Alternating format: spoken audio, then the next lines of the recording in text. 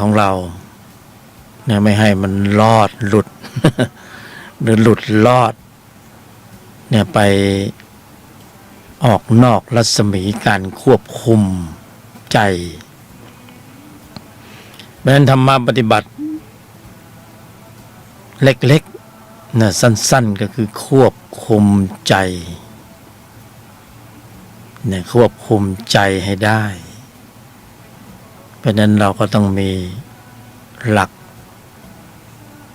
หน้าที่เราก็ต้องตรวจสอบตรวจทานอย่างที่ว่าดูเครื่องไม้เครื่องมือเวลามาแบบนี้แบบนั้นกระทบสัมผัสทางทวารต่างๆเราจะตั้งหลักอย่างไร ตั้งตนอย่างไรตัวไม่ต้องไปตั้งมากเพราะตั้งตัวแล้วมีเรื่อง ตั้งตนเนี่ยเขาให้ตั้งตนมีให้ตั้งตนได้เนี่ยไม่ใช่มีแต่ตั้งตัวอย่างเดียวนะยกกาดขึ้นชูไว้ก่อนตัวโกรธตัวโลภตัวหลง แบบนี้ใช้กันเกลื่อนแล้วพวกมนุษย์ใช้กันทุกวันใช้กันเยอะแต่เราปลาลบความเพียรที่จะไม่มาเกิดเป็นมนุษย์อีกนะ เราอย่าไปตั้งแบบไอ้พวกมนุษย์มันทำนะมันตั้งโกรธขึ้นข้างหน้าโลภขึ้นข้างหน้าหลงขึ้นข้างหน้าถ้าเราตั้งแบบเขาเราก็จะเป็นแบบ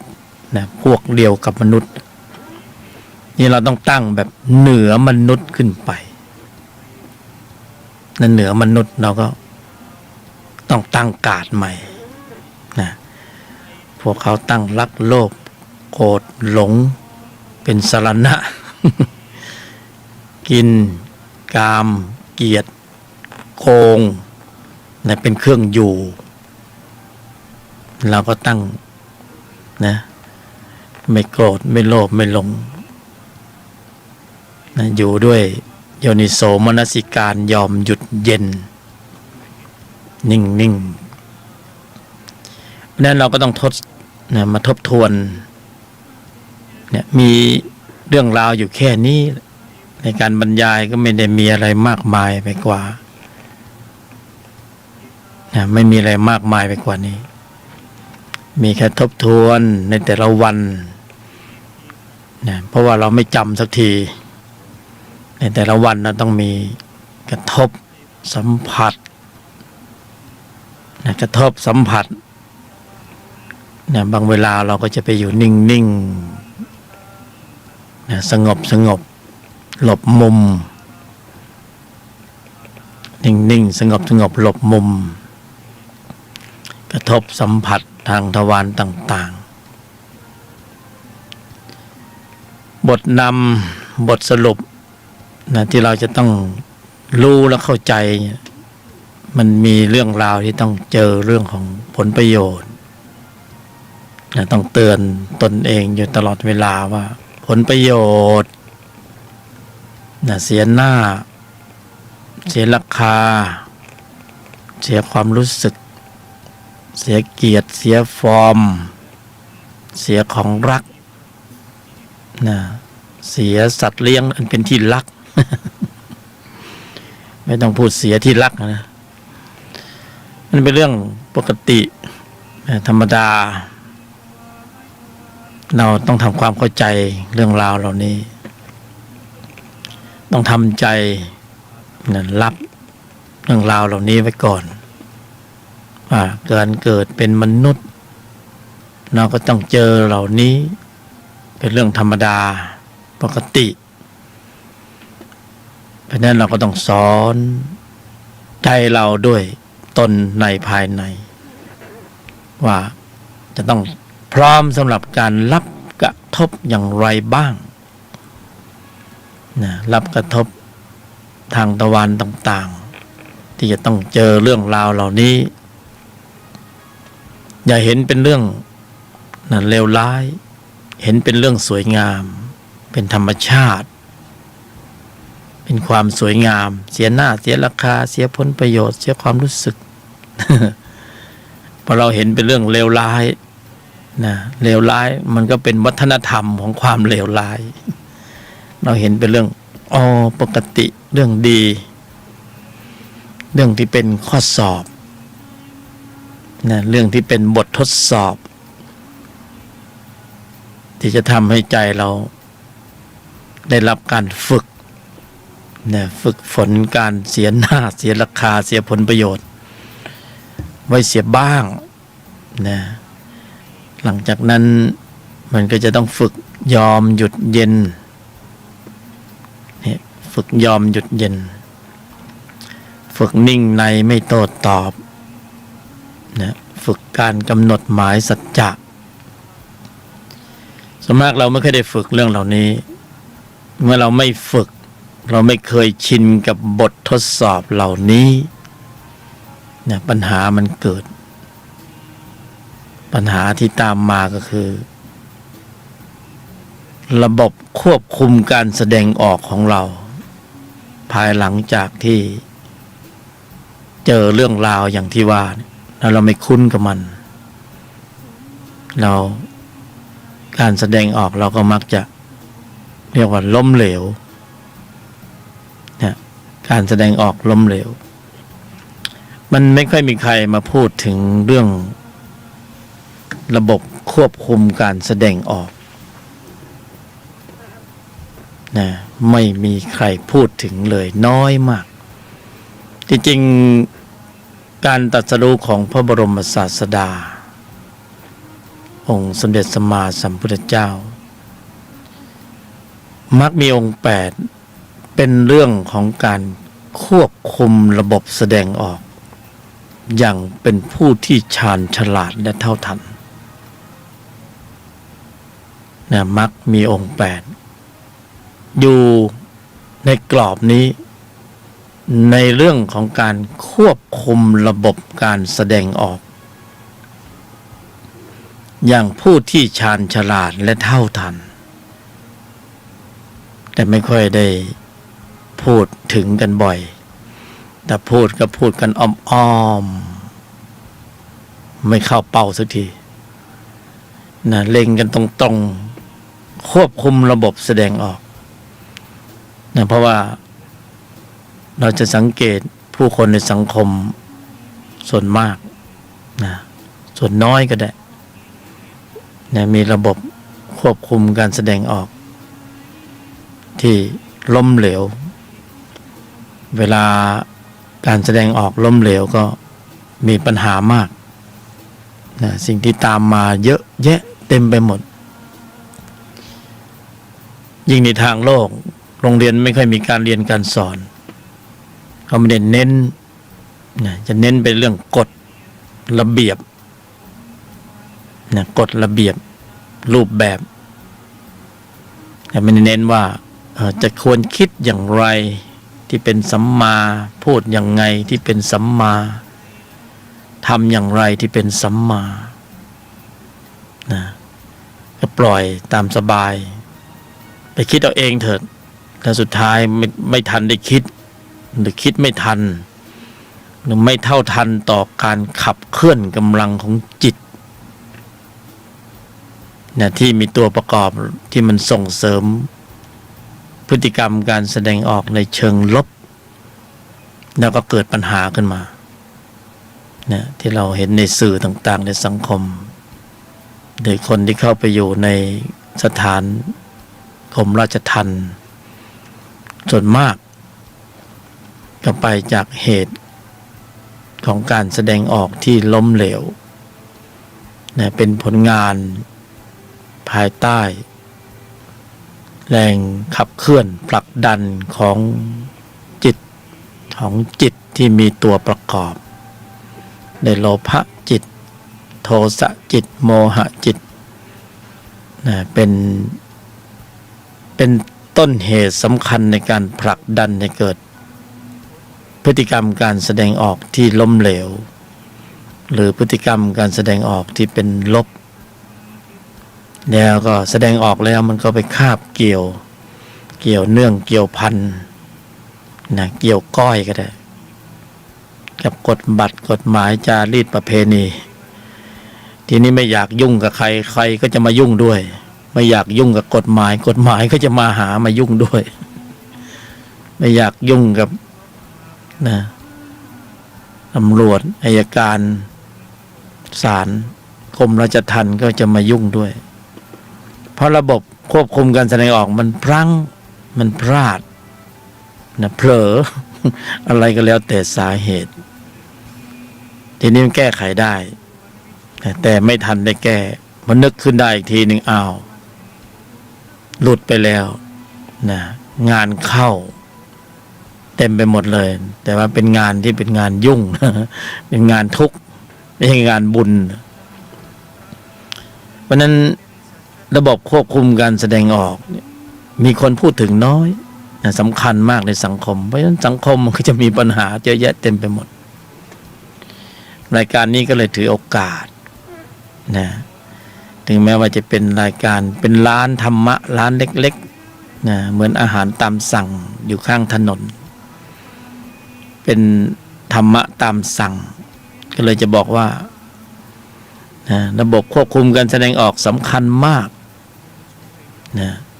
จะทำอย่างไรที่จะให้มนุษย์แต่ละรูปแต่ละนามมีการควบคุมระบบแสดงออกภายหลังจากนะที่มีการกระทบสัมผัสทางทวารต่างๆแล้วหรือก่อนที่จะมีการกระทบทางทวารต่างๆให้เตรียมไว้ก่อนแล้วในเวลาที่จะต้องเจอข้อสอบเจอบททดสอบนะเจออุปกรณ์ในการฝึกเสียหน้านะเสียราคา แต่ละเรื่องที่พูดมาเนี่ยไม่มีใครอยากโดน เสียผลประโยชน์นะเสียหน้าเสียราคาเสียผลประโยชน์เสียความรู้สึกเสียเกียรติเสียฟอร์มเสียตำแหน่งนะอะไรหลายๆอย่างที่มันเรียกเอาความรู้สึกนะเรียกเอานิสัยเก่านะเอาจิตเดิมที่มันจะเรียกเอาสัญชาตญาณดิบนะขึ้นมาหรือเรียกเอานุสัยกิเลสหรืออาสวะ มันนอนหลับนอนเนื่องอยู่ในขันธสันดานแต่ว่ามันมีตัวสะสมเขาจิตเขาสะสมพฤติกรรมนะที่เป็นลบนะพฤติกรรมที่เป็นอกุศลพฤติกรรมที่ชั่วที่เลวเนี่ยจิตก็จะเก็บสะสมข้อมูลเหล่านี้ก็ไม่หายไปไหนจิตก็สะสมทุกวัน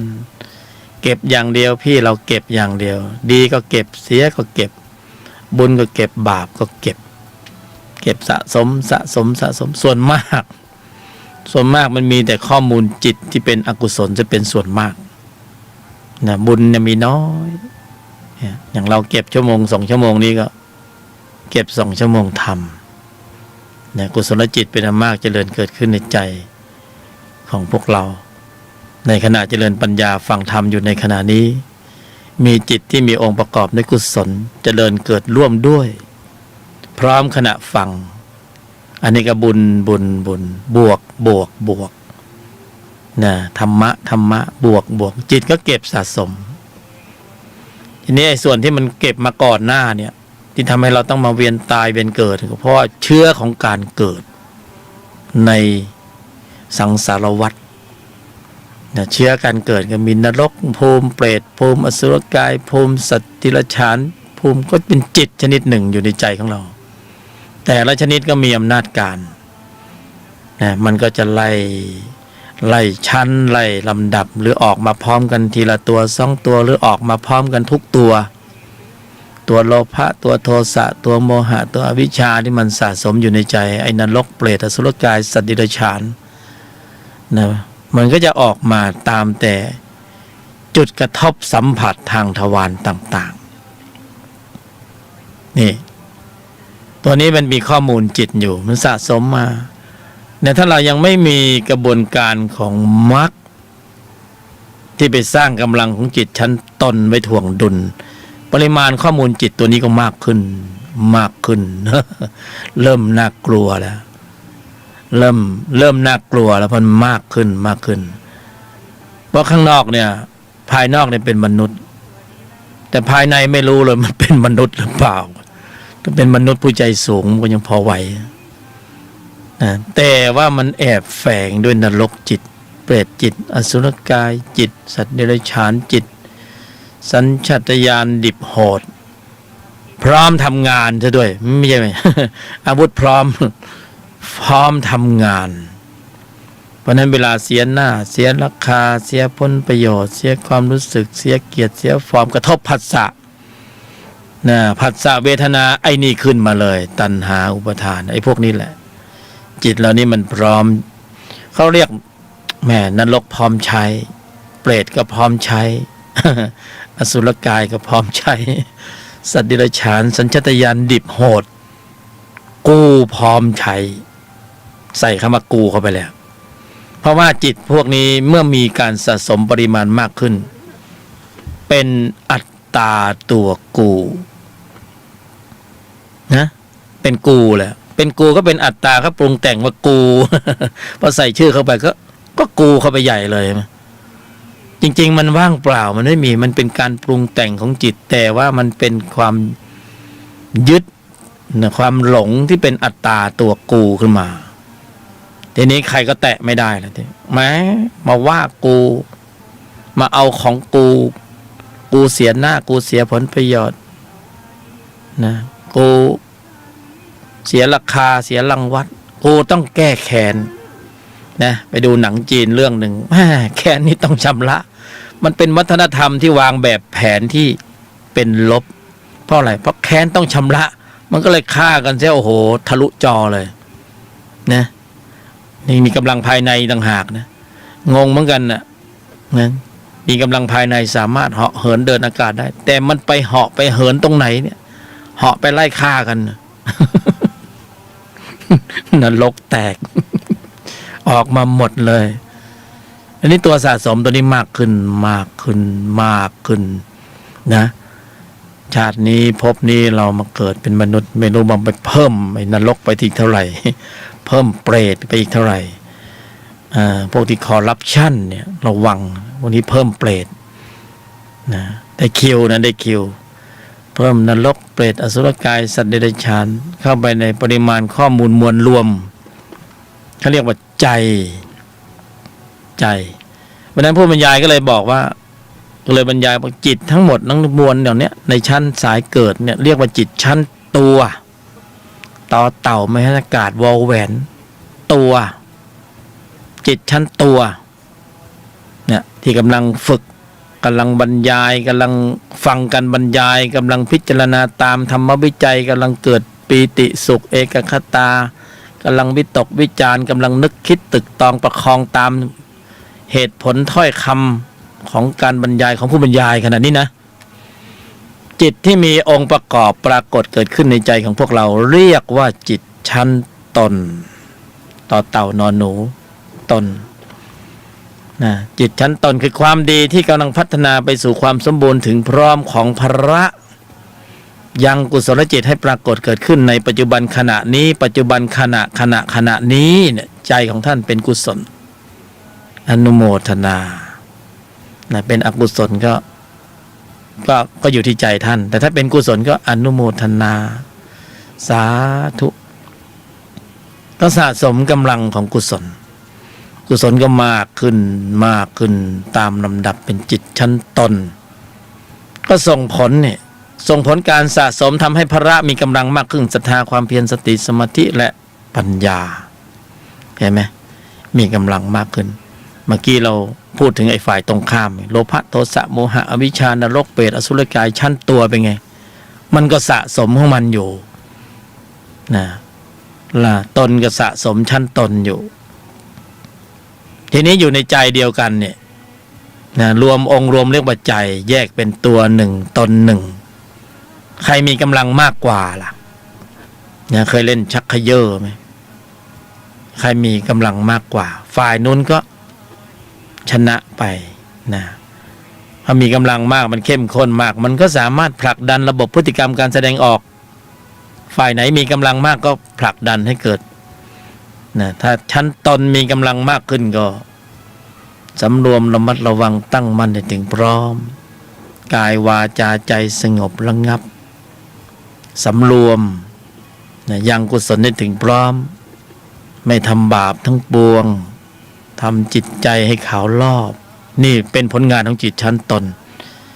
เกิดวิตกวิจารปีติสุขเอกคตานะปีติสุขเกิดปีติสุขเกิดแหมมันโปร่งโล่งเบาใช่ไหมก็สงบนิ่งได้สงบได้นิ่งในแบบผู้ที่มีปัญญาตื่นรู้นะอันนี้สงบด้วยกันมีกำลังของจิตที่เป็นพละเรียกได้ว่าผ่านกระบวนการฝึกแบบมรรคเลยแต่ในฝ่ายตรงข้ามนี่มันไม่สงบไม่นิ่งเนี่ยมีกำลังเหมือนกันมันก็สะสมของมันไปตามอำนาจการโลภะโทสะโมหะอวิชชามันไม่โปร่งไม่เบาฟุ้งซ่านรำคาญหงุดหงิดนะอึดอัดขัดเคืองเหนื่อยหน่ายท้อแท้เบื่อกุ้มเซ็งกูเห็นอะไรก็ผิดไปหมด ตาของขวางมองโลกในแง่ร้ายเห็นไหมมีจิตเป็นลบตลอดเวลากูจะลบกับสังคมแต่ทำให้มันเป็นข่าวดังแต่ดังยอด ดังสุดยอดแต่มันยอดแย่ไม่ได้ยอดเยี่ยมอย่างที่เขาทำกันนะเพราะนั้นบางคนมันทำบาปมันน่าเฉยนะออกสื่อต่างๆพูดมานะก็นี่แหละสัญชาตญาณภายในที่มันสะสมมันจะขึ้นมาทีนี้เรามาพูดถึงว่าไอ้ข้อมูลจิตเหล่านี้เนี่ยมันแก้กันได้ธรรมชาติมีของแก้กันเป็นธรรมชาตินะมันสะสมมาตลอดระยะเวลายาวนานมากๆเนี่ยมันก็ชี้นำให้สัตว์ไปเกิดในภูมิต่างๆเนี่ยสัตตานังหรือผู้ที่แสวงหาการเกิดอย่างพวกเราก็จะต้องได้ไปเกิดในภูมิต่างๆเพราะไปด้วยอะไรข้อมูลมีข้อมูลอะไรก็อันไหนมีกำลังดึงดูดมากก็ไปตรงนั้นก่อนนะสัตว์นรกเปรตอสุรกายสัตว์เดรัจฉานตรงไหนมีกำลัง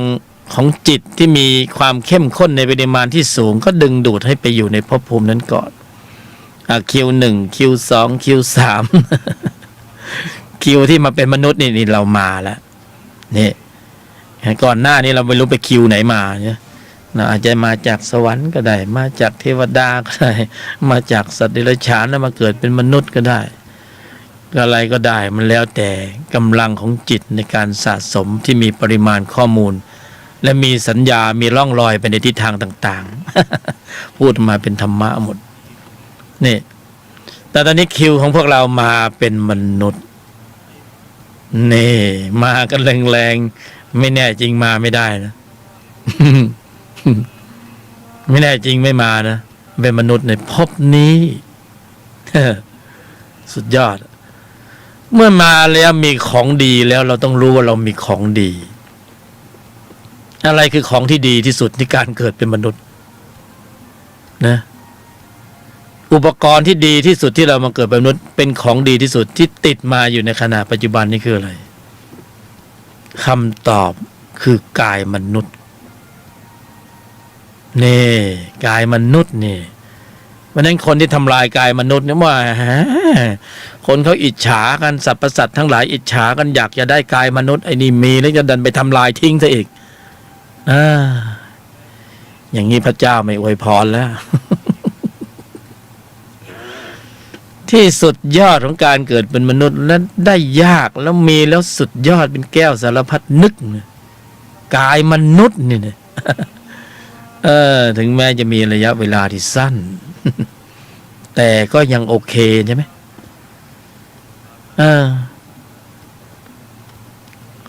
ช้างเป็นสัตว์เดรัจฉานร่างกายใหญ่โตกว่ามนุษย์หลายเท่าก็ยังทำอะไรได้ไม่เต็มที่เลยมันตัวใหญ่ก็จริงอยู่ มนุษย์ตัวเล็กกว่ามันทำอะไรได้มากกว่าบทสำคัญคือกายมนุษย์เนี่ยแล้วถ้ามาพบธรรมะถ้าเป็นธรรมที่พระเจ้าตรัสรู้ไป เป็นอริยมรรคมีองค์8อริยสัจสี่แล้วได้ใช้กายมนุษย์ให้มาลำดับดำเนินเจริญอยู่ในแนวทางของธรรมในระดับชั้นนี้เนี่ยมันสุดยอดเยี่ยมยอดเพราะกายมนุษย์ถูกออกแบบมาให้รองรับธรรมปฏิบัติชั้นสูงที่ชื่อว่าอริยมรรคมีองค์8การตรัสรู้ของพระบรมศาสดาจะไร้ประโยชน์เนี่ยถ้าเราไม่น้อมนำเอาหลักธรรมที่พระองค์นั้นมาบริหารกายมนุษย์บริหารอะไรเนี่ยอริยมรรคมีองค์8เป็นเรื่องของระบบควบคุมการแสดงออกโดยทั้งสิ้นการบริหารที่ว่านี่คือ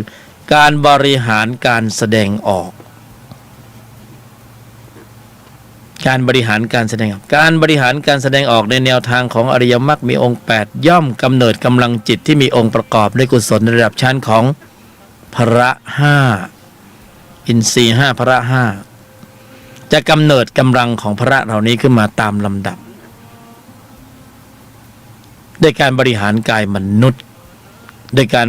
ควบคุมระบบแสดงออกแล้วจะกำเนิดกำลังของจิตที่มีองค์ประกอบในกุศลในระดับชั้นนี้ขึ้นมานี่คือความสุดยอดของกายมนุษย์ตรงกันข้ามแหมก็ไม่ปล่อยอากาศให้สิ่งที่เป็นธรรมสายลบหรือธรรมชั้นตัวเขามีโอกาสบ้างหรือมี กายมนุษย์ก็ไม่ต้องบริหารไม่ต้องจัดการอะไรไปตามกระแสสัมผัสก็สามารถปรุงแล้วแต่งแล้วได้กำลังจิตที่มีตัวประกอบนะตัวประกอบนะไม่ใช่ตนประกอบบริหารแล้วไม่ต้องบริหารหรอกไปตามกระแสสัมผัสปรุงแล้วแต่งแล้วได้จิตที่มีตัวประกอบด้วยอกุศลจิตโลภะโทสะโมหะอวิชชานรกเปรตอสุรกายสัตว์เดรัจฉานเพิ่มเติมปริมาณข้อมูลเหล่านี้ได้เหมือนกันแล้วเราจะไปทำแบบนั้นทำไมอีกแล้วเราจะไปทำทำไมแบบนั้นอีกเพราะว่ามันมีของแถมคือสภาวะทุกข์นี่เองทุกข์กายทุกข์ใจเพราะระบบควบคุมการแสดงออกที่ล้มเหลวความคิดการกระทำคำพูดที่เป็นอกุศลจิตอกุศลกรรมมีผลเป็นอกุศลวิบากสภาวะทุกข์อยัมมะทันตาการกระทำมีผลตอบแทนของฟรีไม่มีในโลกได้โลกแต่ว่าสูญเสียดุลยภาพของธรรมในภายในคุ้มไหมนะอันนี้ขอเตือนผู้ที่กำลังคิดพูดทำคิดจะทำหรือทำแล้วให้คืนกลับในเรื่องของจิตที่มีตัวประกอบด้วยโลภะในการปรุงในการใช้เล่ห์เหลี่ยมเพทุบายในการเบียดบังผลประโยชน์เข้าหาตัวสู่ครอบครัวสู่ตัวเองระวังจะมีแถมให้ครอบครัวนะเพราะการกระทำทุกการกระทำมีผลตอบแทนจิตจะบันทึกข้อมูลของเราหมดเลยลบยากด้วยวิบากก็คือวิบากกรรมก็คือกรรมอกุศลก็คืออกุศล1 บาทคือหยาดเหงื่อแรงงานภาษีประชาชนอย่าคิดว่ากินฟรีนะ ของฟรีไม่มีในโลกคนรู้ว่าเหล็กมันร้อนมันจะจับไหมนะมันก็ไม่จับแต่ที่จับไปแล้วนี่เป็นไงไม่ใช่ว่าไปโทษว่าเหล็กร้อนแต่ที่โทษที่ต้องตำหนิก็คือว่าก็รู้ว่าร้อนมันไม่ควรจะจับแล้วจะไปจับทำไมนะกรรมที่เป็นอกุศลกรรมดำเนี่ยมันมีผลตอบแทนหมดเลยก็ตอบแทนเป็นอกุศลมันไม่หนีหรือรอดพ้นจากการบันทึกข้อมูลของจิตไปได้ไม่รู้จะหนีไปตรงไหนนะได้โลกแต่เสียธรรมนะเพราะช่วงนี้ข่าวการข่าวการคอร์รัปชันติดอันดับทุกวงการเลยแต่มนุษย์ไม่รู้ไงทั้งที่กายมนุษย์มีแล้วแต่ว่าเขาสามารถสร้างสรรค์พฤติกรรมการแสดงออกในแนวทางที่อัปเกรดยกระดับจิตวิญญาณให้ข้ามพ้นมนุษย์นะจนถึงสู่ความเป็นพระอริยบุคคลได้แต่ว่า ไอ้ตัวนี้คือตัวถ่วงดุลนะวันเวลาในการเวียนตายเวียนเกิดมันจะยาวนานมากขึ้นและข้อมูลทุกข์จะมากขึ้นอันเนื่องจากพฤติกรรมการแสดงออกที่เป็นอกุศลได้ปรุงเหตุแล้วใครช่วยใครได้ไม่มีใครช่วยได้นะผู้ที่ฉลาดดังนั้นจะต้องเตรียมตัวเตรียมตนให้รู้ว่าอะไรควรอะไรไม่ควร ว่าการกระทำมีผลตอบแทนหมดเลยของฟรีไม่มีในโลกมันเป็นอย่างนั้นจริงๆจิตเขาจะบันทึกข้อมูลหมดเรามีกายมนุษย์ที่สุดยอดแล้วเราใช้อุบายวิธีที่แยบคายกันดีกว่าไหมเรามันน่าจะเบื่อหน่ายบางนะสำหรับเล่ห์เหลี่ยมเพทุบายเป็นสุขหรือต้องหลบซ่อนต้องมีเล่ห์มีเหลี่ยมต้อง ต้องยังไงต้องทำหน้าทำตานะนี่เพราะนั้นใช้การแสดงออกที่เป็นกุศลผ่านกายมนุษย์และปรุงกำลังจิตที่มีองค์ประกอบด้วยส่วนในระดับชั้นของมรรคขึ้นมาให้กำเนิดกำลังของอริยจิตดีกว่ามันจะปลอดภัยกว่าเยอะและโอกาสดีมากที่สุดเกิดขึ้นได้ในยุคสมัยที่มีกายมนุษย์กายอื่นปรุงไม่ได้อริยมรรคมีองค์8รองรับได้ที่กายมนุษย์เท่านั้นนั้นธรรมที่ดำเนินอยู่ในโลกนะมันมีสองส่วนคือธรรมสายเกิดและธรรมสายดับธรรมชั้นตัวและธรรมชั้นตนจะเอาชั้นไหนก็เลือกเอานะเราเป็นผู้ที่มีความฉลาดในจิตวิญญาณเราต้องชี้นำเมื่อมีโอกาสดีมากที่สุดเมื่อมีกายมนุษย์มาปรากฏเกิดขึ้นเป็นเจ้าเข้าเจ้าของนะและสามารถปรุงกำลังจิตที่มีองค์ประกอบในกุศลในระดับชั้นของมรรคได้ทำไมปล่อยโอกาสนี้ผ่านไปเสียล่ะพอนึกขึ้นได้เอากายจะหมดวาระแล้วไม่มีอุปกรณ์เนี่ยไม่มีอุปกรณ์ก็หมดไม่จะปรุงยังไงไม่มีอุปกรณ์เหมือนมีโทรศัพท์มือถือชั้นดีเครื่องมันออปชันเยอะแยะเต็มไปหมดเลยเครื่องมันดีมากมันเล่นได้ทุกอย่างกายมนุษย์นี่เราปรุงให้ดีๆนี่นะฌานปัญญาญาณนี่ไม่ใช่เรื่องยากเพราะออกแบบมาเพื่อการนี้โดยเฉพาะแต่เพราะว่าทำอะไรได้หลายอย่างเนี่ยมันก็เลยมีโอกาสที่จะปรุงไปในทิศทางที่เป็นธรรมลบได้นรกก็ได้เปรตก็ได้อสุรกายก็ได้สัตว์ดิเรกชันก็ได้เราจะไปตรงตำแหน่งนั้นๆก็ไปได้โดยการปรุงเนี่ยโดยกายมนุษย์แต่ถ้าปรารภความเพียรเพื่อความสมบูรณ์ถึงพร้อมเอาเกินกว่ามนุษย์ขึ้นไปที่ละเอียดมากขึ้นประณีตมากขึ้นนะปรุงกำลังจิตที่มีองค์ประกอบในกุศลในระดับชั้นเริ่มตั้งแต่มรรคอริยสัจ4โพธิปัจจยธรรม37ข้ามพ้นแนวของมนุษย์ขึ้นไปพ้นแนวของวัฏจักรการเกิดแก่เจ็บตายนะแตะระดับของพระอริยบุคคลปรุงได้ระดับนั้นนะฌานปัญญาญาณเกิดโดยอาศัยกายมนุษย์เป็นเครื่องปรุงนี่คือความสุดยอดนะความสุดยอดที่หาไม่ค่อยได้บ่อยนัก แต่วันนี้เรามีกายมนุษย์ก็จริงอยู่เราเกิดในยุคสมัยที่ไม่มีพระพุทธศาสนานะบ้างเว้นจากการตรัสรู้ของพระพุทธเจ้า ก็ไม่มีความหมายเหมือนกันนะเราก็จะอยู่เป็นมนุษย์ยุคหินยุคเหล็กยุคเครื่องกลอะไรก็ไม่รู้ ยุคนั้นยุคนี้แต่มนุษย์ไม่มีไร้ศีลไร้ธรรมใช่ไหมมันก็จะฆ่ากันแกล้งกันเพราะจิตโดยพื้นเดิมเนี่ยมันมีข้อมูลอยู่ก่อนแล้วพวกนรกเปรตอสุรกายสัตว์เดรัจฉานสัญชาตญาณดิบโหดเพราะนั้นเราจึงมองเห็นวัฒนธรรมในประวัติศาสตร์ในการฆ่ากันแกล้งกันนะ นี่แย่งชิงกันปล้นสะดมกันวันหนังคาร์บอยเนี่ยมันเป็นอย่างนั้นนะพอมนุษย์เริ่มมีใจสูงมากขึ้นมีธรรมะเริ่มมีจิตที่มีตนประกอบมีความรักความเมตตามีความเอื้ออาทรอยู่กันเป็นสุขมากขึ้น นะก็ยังมีหยาบบ้างก็เริ่มออกกฎบัตรกฎหมายมาควบคุมอย่างนั้นอย่างนี้นี่เพราะฉะนั้นเราโชคดีที่ว่าเกิดในยุคสมัยที่มีพระพุทธศาสนา มีพระพุทธเจ้ามาตรัสรู้แล้วอีกอย่างหนึ่งก็คือเรามีกายมนุษย์เราก็เอาหลักธรรมมากำหนดควบคุมการแสดงออกอย่าให้การแสดงออกมันร่มเหลวอีกปรุงกำลังจิตชั้นตนขึ้นมาให้ได้มากที่สุดเท่าที่จะมากได้เราก็มีฌานมีปัญญามีญาณนี่ในชั้นนี้เพราะฉะนั้นชั้นนี้ก็จะได้ทำการทบทวนนะตรวจสอบตรวจทานหลักการแนวทางของธรรมะที่ได้บรรยายไปก่อนหน้าจะได้ขยายความให้มีนะความเข้าใจโดยพื้นฐานเล็กๆนะไม่ต้องเข้มข้นมากเป็นเล่มๆเอาพื้นฐานเล็กๆที่พอที่จะ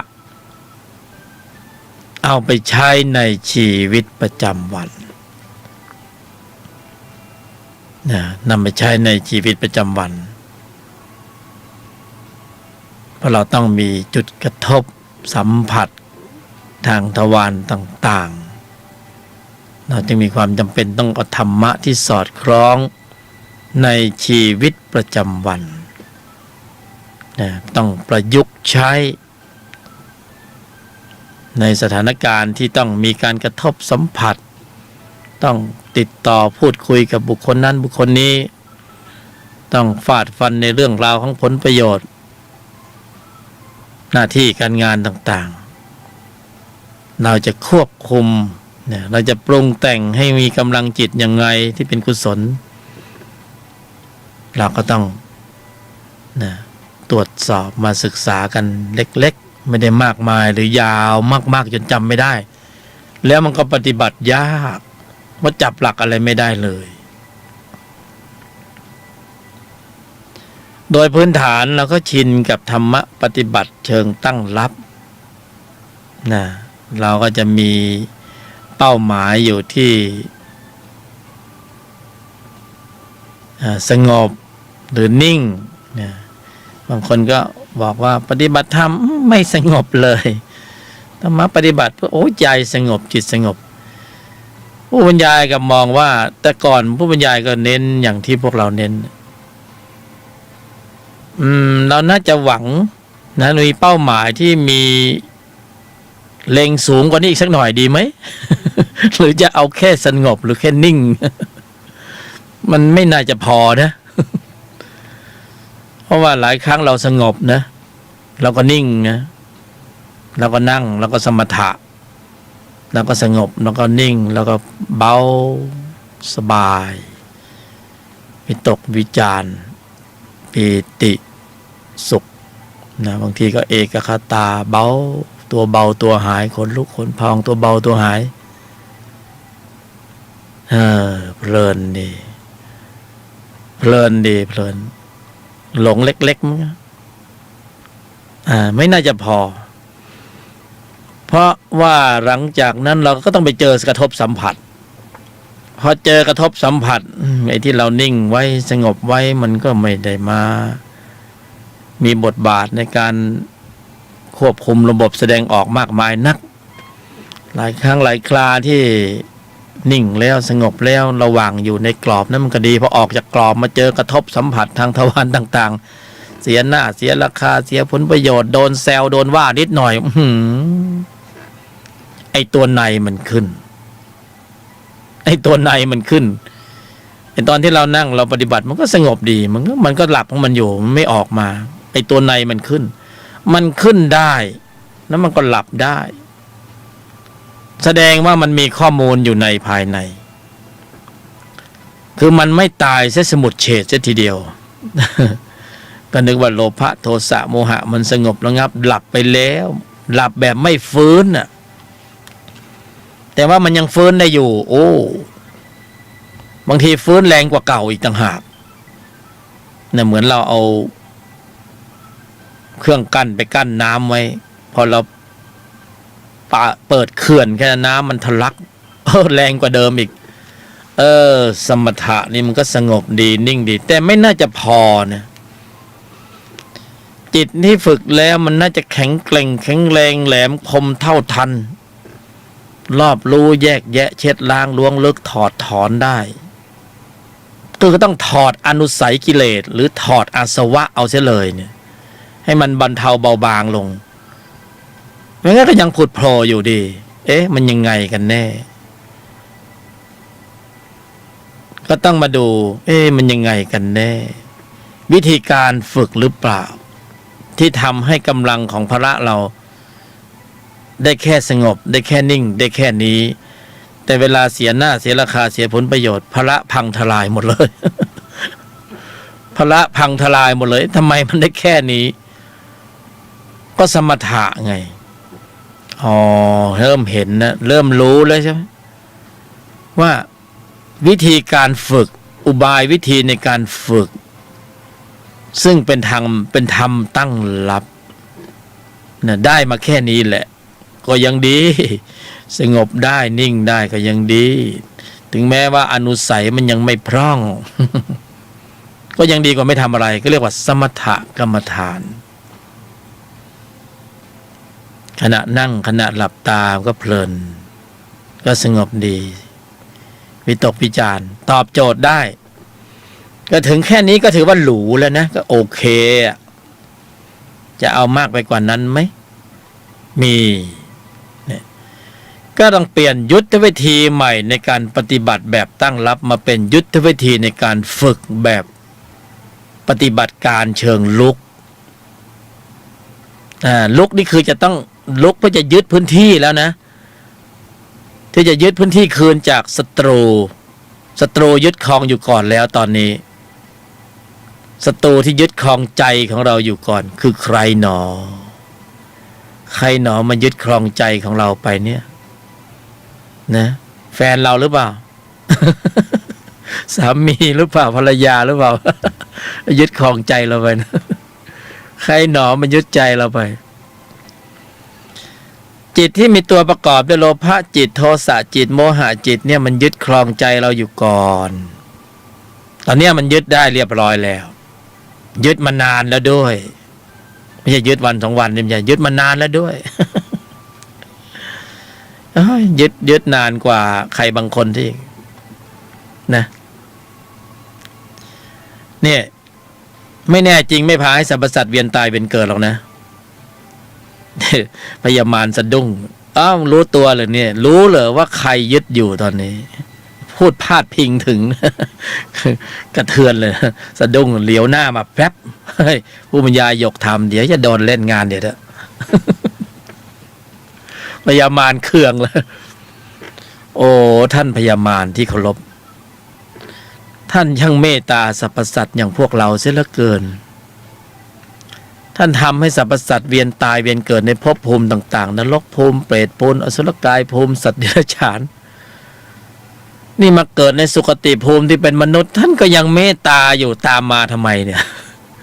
ท่านยังเมตตามาชี้นำบอกก็ท่านก็รู้ไงว่ากายมนุษย์มันทำอะไรได้มากกว่านี้มันสามารถเพิ่มเติมปริมาณข้อมูลนรกเปรตอสุรกายสัตว์เดรัจฉานได้ท่านถึงคอยมาคุมเชิงอยู่ไงมาเกิดเป็นมนุษย์เหรอยังไงเสียให้แสดงพฤติกรรมการแสดงออกไปในทิศทางของมารหน่อยนะอย่าไปในทางพระให้มากนักนะเดี๋ยวสิกาไปถล่มเลย อันนั้นพูดพาดพิงแต่พญามารนี่เขาก็ชี้นำไปทิศทางต่างใช้ทุกยุทธวิธีเพื่อให้ตบะแตกใช้ทุกยุทธวิธีเพื่อให้นะส่วนหนึ่งที่มหาวิทยาลัยนารันทาพังก็เพราะพญามาร มันเข้าสติให้เป็นมิจฉาทิฏฐิมันบุกถล่มทลายมาเลยนี่มันทำมาถึงทุกยุคทุกสมัยแล้วนะยุคนี้ก็มาอีกแล้วนะแฝงมาอยู่ในพระพุทธศาสนา ว่าทุกรูปแบบมารนั้นเล่นทุกรูปแบบชื่อก็บอกแล้วว่ามารผู้ที่ขัดขวางความดีใครจะมีความสมบูรณ์ถึงพร้อมต้องเจอมารนะก็ต้องผ่านด่านพญามารเพราะฉะนั้นพญามารก็เอาอะไรจะชี้นำเนี่ยส่งเสริมให้โลภะโทสะโมหะอวิชชา เจริญงอกงามอยู่ในใจของมนุษย์นี่คือมารเมตตาแล้วเข้าสติเลยเฮ้ยโกงเลยให้กินเลยมันเข้าสติไม่ใช่มาแล้วเห็นตัวดำทะมึนเป็นมารไม่ใช่นะมันเข้าทางความรู้สึกมันกระซิบข้างหูเลยเฮ้ยฆ่าเลยยิงเลยเฮ้ยกินเลยเฮ้ยโกงเลยใครขัดใครขวางทำลายทิ้งเนี่ยคือเป็นหน้าที่ของมารคือเป้าหมายในการสร้างสรรค์ให้เกิดกำลังจิตที่มีตัวประกอบด้วยโลภะโทสะโมหะอวิชชาเพื่อจะได้ขับเคลื่อนกงล้อของวัฏจักรมารนะถ้ามนุษย์หรือสัตตานังที่เวียนตายเป็นเกิดเข้านิพพานไปหมดแล้วใครจะมาเข็นกงล้อให้มารเขาเลยเคืองพระพุทธเจ้าไงเนี่ยเคืองพุทธเจ้าพอพระพุทธเจ้าตรัสรู้ในหมื่นโลกธาตุหวั่นไหวไม่ใช่แล้วมารหวั่นไหวมารสะดุ้งนะหมื่นโลกธาตุที่หวั่นไหวนี่คือถ้าเป็นชั้นภูมิที่เป็นกุศลเขาก็สาธุการแท้ซองก็หวั่นไหวหน่อยโอ้พระพุทธเจ้ามาแล้วพระเอกขี่ม้าขาวมาแล้วสรรพสัตว์มีโอกาสในการที่จะออกจากวังวนแห่งวัฏจักรการเกิดแก่เจ็บตายแน่นอนฟันธงนี่แต่ว่าหมื่นโลกธาตุหวั่นไหวนี่มารสะดุ้งเนี่ยแผ่นดินไหวสะดุ้งเลยโอ้ใครมากระทบกระเทือนบัลลังก์มารแย่แล้วเพราะว่าขังสรรพสัตว์อย่างพวกเราทั้งหลายอยู่ในวัฏสงสารอันยาวนานมาไม่รู้กี่หมื่นกี่แสนกี่ล้านกี่พันปีสรรพสัตว์แต่ละมันยังไงดีจะใช้คำว่า แต่ละตัวก็มันตัวจริงๆเป็นชั้นตัวไงแต่ละตัวนี่ออกจากวังวนแห่งวัฏจักรการเกิดแก่เจ็บตายไม่ได้สักทีมันจะต้องเวียนตายเวียนเกิดไปเข็นกงล้อที่นรกไปเข็นกงล้อที่เปรตไปเข็นกงล้อที่อสุรกายสัตว์ดิเรกชันหมุนเวียนไปเวียนมา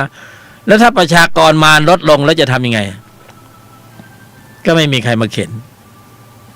นะเพราะนั้นมารก็จะต้องหาทางให้สรรพสัตว์ทั้งหลายส่งเสริมอกุศลให้มากๆเนี่ยให้เข็นกงล้อต่อนะก็ไม่สามารถจะดุดรอดไปได้สักตัว ชั้นตัวก็ต้องบอกชักสักตัวแต่พอพระบรมศาสดาตรัสรู้ชั้นตนไงชั้นตนมาแล้วชั้นตนนะก็จะขนสรรพสัตว์เข้าไปสู่ชั้นของนิพพานไม่ต้องตกอยู่ใต้ธาตุหรืออำนาจของมารอีกต่อไปพ้นรัศมีมารนะข้ามแนวของการเกิดแก่เจ็บตายพ้นรัศมีของการเกิดเป็นมนุษย์สวรรค์พรหมนะเป็นพระอริยบุคคลอันนี้มารไม่อยู่ในรัศมีมารพ้นอำนาจมารบังคับไม่ได้เพราะไม่มีจุดสื่อสารเพราะชั้นจิตที่เหนือกว่านะเรียกว่าโลกุตระถ้าโลกียะก็อยู่ในอำนาจมารโลกุตระข้ามพ้นวงจรของวัฏจักรการเกิดแก่เจ็บตายแล้วออกจากเกมนะออกจากเกมโว้ยไม่เล่นแล้วเกมนี้มันเล่นเกมมารนี่ไม่ไหว ออกจากเกมดีกว่ารักโลภโกรธหลงกินกามเกลียดโกงวนไปวนมาอยู่เนี้ยเพิ่มพืชเชื้อของวัฏจักรการเกิดแก่เจ็บตายส่งไปเกิดเป็นนรกบังเปรตบังสุรกายสัตว์เดรัจฉานวนไปวนมาก็ไม่จบไงไม่จบสักทีเบื่อไหมนะเบื่ออยากออกจากเกมเมื่อก่อนมารไม่เปิดประตูให้ถ้ามารไม่เปิดประตูถึงเปิดประตูก็เปิดไปเจอด่านแต่ละด่านมันก็ย้อนกลับมาอยู่เหมือนเดิมก็คือออกไม่ได้นะต้องมีตนมาช่วยมีพระอริยบุคคลมาช่วยตนมาช่วยพระเอกมาแล้วนะเอกยมัคโคปฏิปทาปหารกิเลสโอ้โหดับเชื้อมารปหารกิเลสคืออนุสัยกิเลสอาสวะต่างๆสังโยชน์ต่างๆเป็นไงเอกยมัคโคปฏิปทาทางสายเอกสายเดียวเอกยมัคโคปฏิปทาทางสายเอกสายเดียว นะข้อวัดปฏิบัติอุบายวิธีโดยแยบคายนะทางสายเอกสายเดียวพระบรมศาสดาตรัสไว้ชัดเจนอริยมรรคมีองค์8ก็บอกเลยว่าอยู่ในกรอบของการกำหนดควบคุมการแสดงออกโดยทั้งสิ้นนะเมื่อแสดงออกแล้วจะกำเนิดกำลังของศรัทธาความเพียรสติสมาธิปัญญาภระขึ้นมาเมื่อมีกำลังแข็งแกร่งแข็งแรงแหลมคมเท่าทันรอบรู้แยกแยะเช็ดล้างล้วงลึกถอดถอน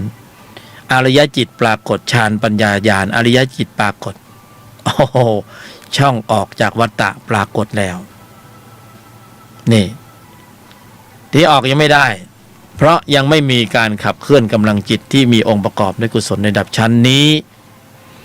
แต่ว่าเราไปขับเคลื่อนอย่างอื่นไงเราไปขับเคลื่อนจิตที่มีตัวประกอบอย่างอื่นที่มารส่งเสริมเราก็จะมีพืชเชื้อในการเกิดในวันเวลานอในวัฏสงสารอยู่ก็คือยังออกไม่ได้เมื่ออริยมรรคมีองค์8ปรากฏเกิดขึ้นพระเจ้าตรัสรู้แล้วเอกยมรรคโคปฏิปทาประหารกิเลสทางสายเอกสายเดียวทางอื่นไม่มีเราเข้าสู่ระบบการเวียนตายเวียนเกิดในวัฏสงสารด้วยตรงนี้สำคัญเราเข้าสู่วังวนแห่งวัฏจักรการเกิดแก่เจ็บตายและปรุงอกุศลจิตได้ตลอดสายเลยด้วยการแสดงออกที่ล้มเหลว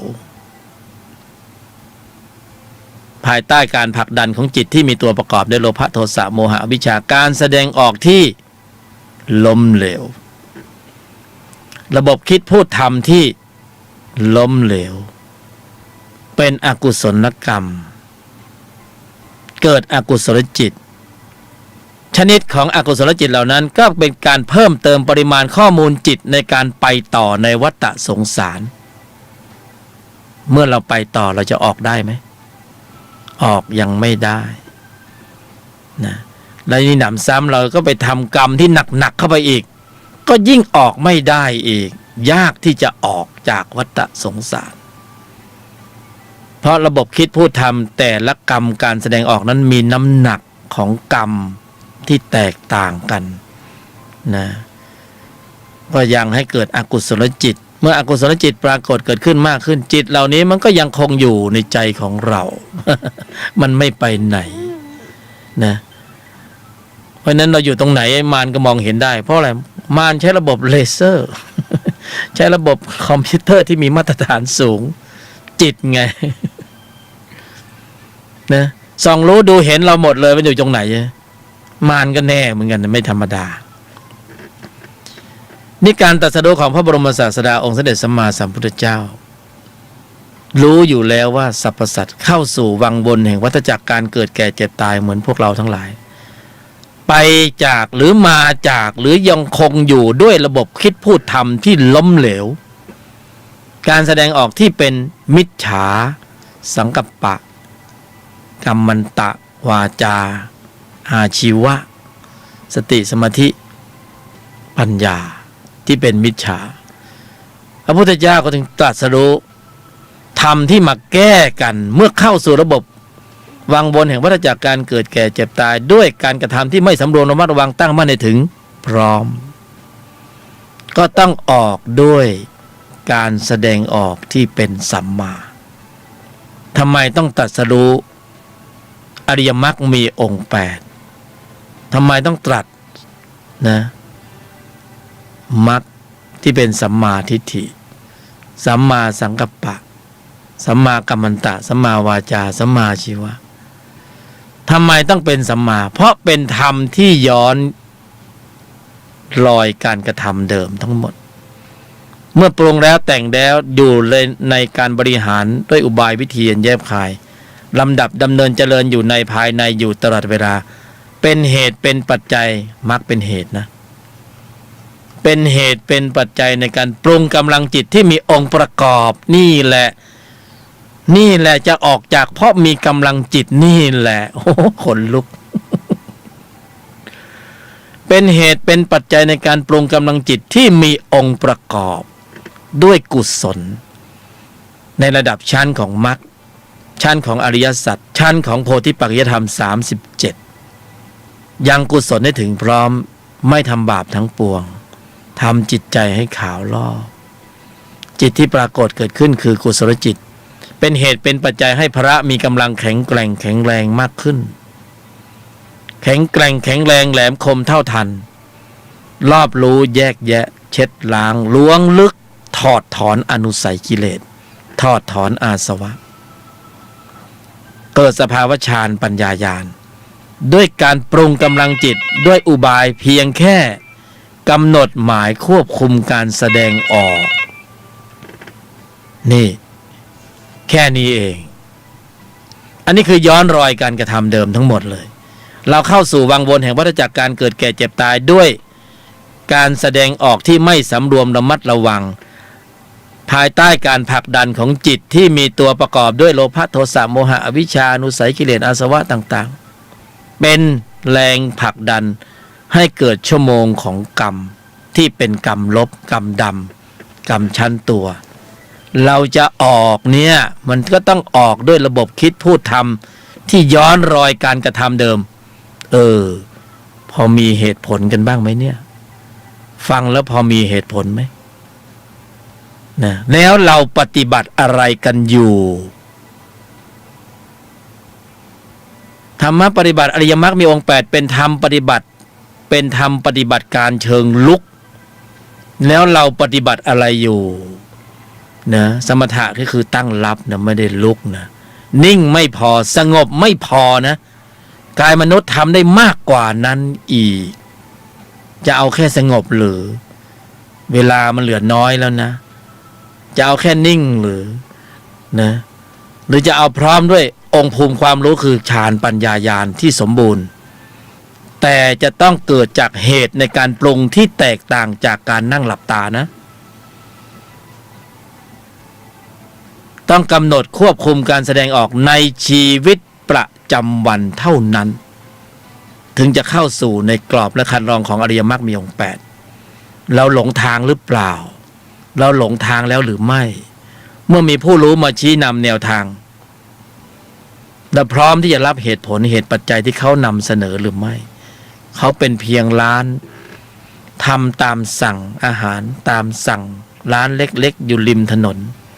ไม่ใช่ธรรมะปฏิบัติที่เป็นภัตตาคารเราพร้อมจะรับเหตุผลนี้ไปเจริญอบรมศึกษาปฏิบัติแล้วทำให้ปรากฏบังเกิดขึ้นในใจของเราพร้อมหรือไม่ ไม่พร้อมก็ตั้งรับไปเถิด เดี๋ยวพญามารก็มาตีแตกเองอะ เพราะทัพมารนี่เขาไม่ธรรมดานะแต่ถ้าเป็นอริยมรรคมีองค์8ทัพมารก็ต้องก็เรียกว่าสมกันนะอริยมรรคมีองค์8ก็โพธิปัจจยธรรม31นะกองทัพธรรมก็ไม่ธรรมดาเหมือนกันนะเพราะจะต้องนำพาสรรพสัตว์ออกจากวังวนแห่งวัฏจักรเราจะเอาทำผิวเอาสมถะเนี่ยไม่ได้ไม่พอไม่มีกำลังของพละที่มากเพียงพอที่จะเอาชนะเหนืออำนาจมารได้เพราะนั้นต้องมากกว่าการปฏิบัติในเชิงตั้งรับต้องธรรมะปฏิบัติเชิงลุกด้วยการควบคุมระบบแสดงออกเพียงอย่างเดียวในชีวิตประจำวันเป็นเหตุ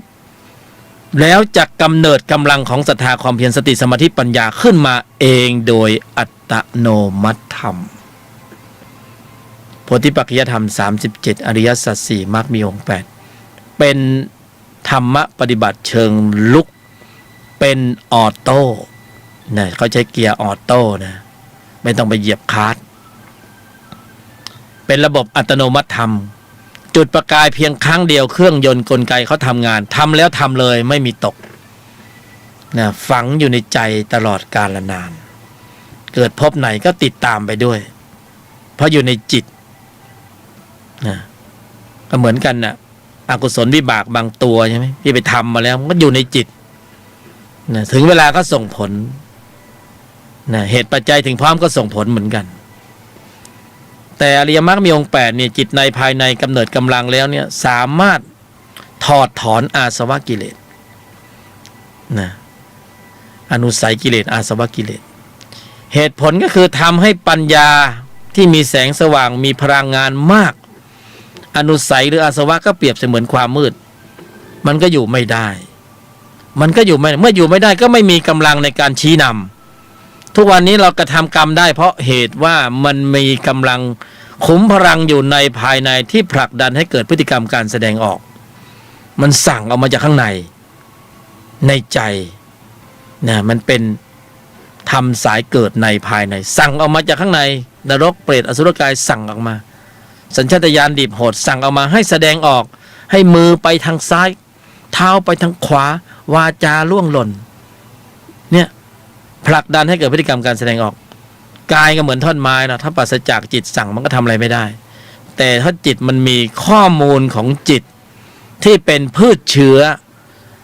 ทีนี้เราจะดับเชื้อข้างในล่ะเราจะใช้อะไรล่ะเมื่อเขาอยู่ในภายในเราก็ต้องใช้ทำกุศลจิตเชิงลุกที่เป็นกุศลจิตในภายในเข้าไปสู้กันข้างใน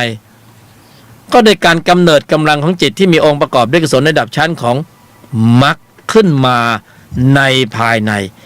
แล้วเขาก็จะไปจัดการกันเองเราไม่ต้องไปยุ่งอะไรกับเขามากหรอกเพราะอะไรเราเพียงแค่ทำให้เกิดแสงสว่างมีสักครั้งไหมที่เราไปสั่งแสงสว่างจงไปทำลายความมืดไม่มีสักครั้งเลยเราเพียงแค่ทำให้เกิดแสงสว่างเมื่อแสงสว่างปรากฏเขาก็ไปทำลายความมืดของเขาเองธรรมชาติเขาเป็นอย่างนั้นทำให้เกิดแสงสว่างทำให้พระมีกำลังแข็งแกร่งแข็งแรงแหลมคมเท่าทันด้วยอุบายการฝึกที่แยบคายแต่ถ้าฝึกแบบสมถะก็ยังไม่พอก็บอกแล้วว่านิ่งไม่พอสงบไม่พออย่าไปตั้งเมนไอเดียหรือไปตั้งวัตถุประสงค์เพื่อจิตสงบเพื่อจิตนิ่งอย่าไปตั้งตรงนั้นเพราะมันทำได้มากกว่านั้น ไม่ใช่ว่าไม่ให้ทำนะคือมีมากกว่านั้นอีกทำได้มากกว่านั้นอีกทำไมไม่ทำนะกายมนุษย์เนี่ยเขาทำได้หลายอย่างไงทำได้มากกว่านั้นแต่เราไม่เอาไม่พอเราไปกำหนดนะแค่นั้นมันไม่พอนี่ต้องทำให้ได้มากกว่านั้นแล้วใครจะเป็นคนทำตัวท่านที่มีกายมนุษย์น่ะต้องเป็นผู้ทำเอง ไม่มีใครไปเป่าเสกไม่มีใครไปปลุกให้เป็นอริยะได้เลยต้องทำเองด้วยอุบายวิธีโดยแยบคายเราเข้าสู่วังวนของวัฏจักรการเกิดแก่เจ็บตายด้วยเล่ห์เหลี่ยม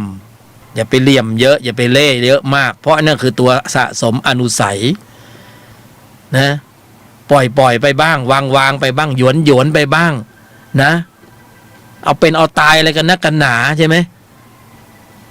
ยอมหยุดเย็นฝึกเสียหน้าฝึกเสียราคาฝึกเสียผลประโยชน์ฝึกเสียความรู้สึกเสียบ้างฝึกอย่างเนี้ยน่าฝึกเพราะข้างในมันจะได้ไม่ระเบิดพลังออกมาใช่ไหมเนี่ยบางคนมันหัวร้อนระเบิดพลังออกมาเดี๋ยวก็ต้องไปโน่นอีกอะ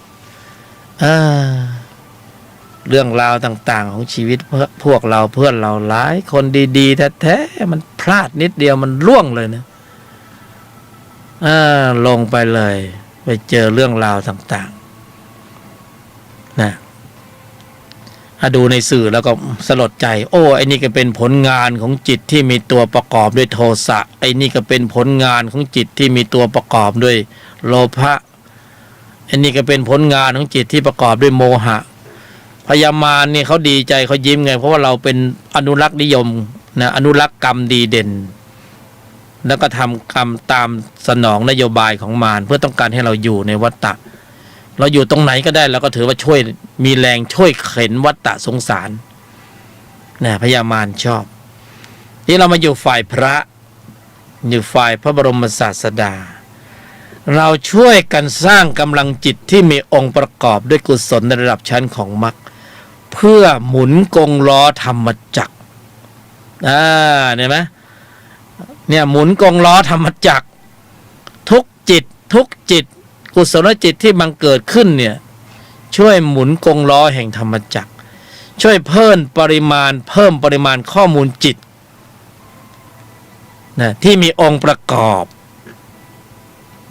นะเบื่อแล้วไอ้เพิ่มข้อมูลจิตที่มีตัวประกอบนี่มันน่าจะเบื่อแล้วนะพอแล้วเหนื่อยแล้วเกิน รางวัลที่พญามารให้แต่ละดอกนี่แม่สุดยอดจริงๆพอคิดพูดทำที่ไม่สำรวมแค่นั้นนะโอ้โหแจกรางวัลกันบ้าเล่นเลยเนี่ยโรคภัยไข้เจ็บทุกนั่นทุกนี่โอ้เรื่องราวความวุ่นวายทุกอกทุกใจทุกกายสารพัดฟุ้งซ่านรำคาญหงุดหงิดอึดอัดขัดเคืองเหนื่อยหน่ายท้อแท้เบื่อกุ้มมันไม่โปร่งมันไม่เบาเลยช่างเมตตาเสียเหลือเกินช่างรักเรามากเสียเหลือเกินแต่พระบรมศาสดาไม่ใช่อย่างนั้นพระองค์ทรงเมตตาเรามากที่สุดต้องการให้สรรพสัตว์พ้นจากสภาวะนะโดยการทำกรรมขาวผลิตกรรมขาวผลิตกุศลจิตด้วยอุบายวิธีที่พระองค์ชี้นำแล้วกำเนิดกำลังขึ้นมาพอกำเนิดกำลังพ้นแล้วพ้นรัศมีแล้วนะแต่กระแสเข้าไปอยู่ในกระแสของอริยบุคคลนี่เราไม่ได้อยู่ในกระแสอริยะเลยเนี่ยเราดูส่องรู้ดูใจเราแล้วก็เห็นโอ้โหอันนี้มันกระแสมารไอ้เบื้องหน้าที่เราไหลไปนี่ไม่ไปนรกก็ไปเปรตหรอวะไม่ไปเปรตก็ไปสัตว์เดรัจฉานก็ยังดีว่ะสุดท้ายนะเวียนไปเวียนมาคือได้ไปทุกจุดอะแต่ว่าจุดไหนไปก่อนแค่นั้นนี่มันส่องรู้ดูเห็นเลยโอ้ยอุบายวิธีเนี่ยตอนหลังก็เลยต้องใช้อุบายวิธีโดยแยบคายเพราะเหลี่ยมครูมันทำมาเยอะแล้ว สร้างกรรมมาเยอะแล้ว โอ้ยพอกพูนโดยวัตถุแต่ว่าจิตใจมันตกต่ำย่ำแย่หวาดหวั่นวิตกกังวลกลัวนั่นคนนี้ทีนี้พอได้มากขึ้นเริ่มกลัวแล้วกลัวจะเอาทรัพย์สมบัติไปทิ้งไปไหนดีแล้วใครจะมาสานต่อนะใครจะมานะใครจะมาชุบมือเปิบต่อจากเราเก็บไว้ตั้งเยอะตั้งแยะเลยแล้วจะเอาไปยังไงดีวะเนี่ยขนอะไรไปไม่ได้สักอย่างเลยหวาดหวั่นวิตกกังวลไอ้ภาพเก่าๆมันก็ผุดขึ้นมาเลยโอ้ยกูไปเวรไปกรรมไว้ตรงนั้นกูไปทำมันไว้โอ้โหกูเห็นน้ำตาลูกมันโอ้ยกูไม่น่าเลยคืนไม่ได้จิตเป็นอกุศลตกภูมิเลยทีนี้ล่วงเลยนะนี่นะอกุศลภูมิเป็นที่หวังได้เลยทีนี้นะจะดึงให้มีกุศลให้มีบุญถึงพร้อมเพื่อยกระดับจิตให้มีฐานะภาวะไปอยู่ในภพภูมิที่ดีมันไม่ไปนะเพราะกำลังดึงไม่พอนะนรกมันดึงล่วงลงไปเลยเพราะมันหนักกรรมที่เป็นอกุศลนี่มันหนักมันก็ลงข้างล่างนะกุศลจิตอย่างพวกเรานี่นะวันนี้สบายเก็บ2 ชั่วโมงทำนะไม่ได้เงินข้างนอกแต่ว่าได้ทรัพย์ภายในไม่ได้ทรัพย์ภายนอกได้ทรัพย์ภายในเก็บ2 ชั่วโมงทำเนี่ยตุนไว้ก่อนนี่โทษไม่ธรรมดานะจิตที่มีองค์ประกอบด้วยกุศลเป็นอันมากได้เจริญเกิดขึ้นในใจของเราเนาะจะไปหาที่ไหนกำลังแรงดึงไปไงสูงจิตที่มีองค์ประกอบด้วยกุศลระดับชั้นของมรรคเมื่อถึงผลแล้วมีกำลังสูงมากนะใครได้สัมผัสแล้วจะรู้ว่าโอ้โหแรงไม่ธรรมดาเราเคยชินเคยเห็นแต่จิตที่มีตัวประกอบด้วยโทสะเป็นไงแรง ไม่ธรรมดาทุกคนมาลุมมาตุ้มนะคนละดอก2 ดอกคนละหมัด2 หมัดคนละเท้า2 เท้าใช่ไหมบางคนอ่ะใช่ไหมเห็นกันเดินเห็นในสื่อไหมทุกคนมาลุมมาตุ้มกันใหญ่เลยแรงจิตที่มีตัวประกอบด้วยโทสะแรง โอ้โหบ้านแตกเมืองแตกนรกแตกสัญชาตญาณดิบโหดออกมาโอ้โหนะยุคนี้เราไม่เคยเห็นข่าวไม่เคยได้ยินข่าวเพราะเดี๋ยวนี้สื่อโซเชียลเร็วเราไม่นึกไม่ฝันไม่เคยได้ยินได้ฟังมันก็มีนะแปลกมากเลยโหความรุนแรงของจิตที่มีตัวประกอบด้วยโทสะ ช่างมีพลังในการผลักดันพฤติกรรมการแสดงออกที่เลวร้ายมากโอ้โหมีให้เห็นจริงๆจิตที่มีตนประกอบด้วยศรัทธาความเพียรสติสมาธิปัญญาฌานปัญญาญาณ นั้นแรงเหมือนกันแรงมากนะปรุงแล้วจะได้เห็นพลังของฌานพลังของปัญญาพลังของญาณความรวดเร็วสูงในการควบคุมระบบแสดงออกนะโอ้อธิบายไม่ถูกสักครั้งหนึ่งก็เป็นอานิสงส์อันยิ่งใหญ่เนี่ยความสามารถในการทำลายล้างหรือในการดับอนุสัยที่จะขึ้นสู่วิถีจิตนั้นถึงขนาดว่าคือความเร็วเนี่ยสูงมากในการผลักในการดันในการถอดถอนอนุสัยหรืออาสวะเขาจะค่อยๆถอดถอนปลดเขาเรียกถอดยศทีละยศทีละยศออกไปนะชั้นตัวนี่นะจะถูกอำนาจการของจิตชั้นตนเนี่ยเหตุการณ์ที่พูดนี้เขาเกิดขึ้นในใจของเราในใจของพวกเราทุกคนเนี่ยมีหมดมีเหตุการณ์นี้หลายท่านได้สัมผัสสภาวะนั้นแล้วแต่ว่าไม่มีโอกาสได้มาสื่อสารถ่ายทอดเหมือนผู้บรรยายผู้บรรยายนี่สักครั้งหนึ่งก็โอ้โหท่านนึกแล้วมันบอกไม่ถูกอ่ะแค่นึกถึงก็ปีติสุขนี่แนบแน่นหนักหน่วงอยู่ในใจอยู่ตลอดการเวลา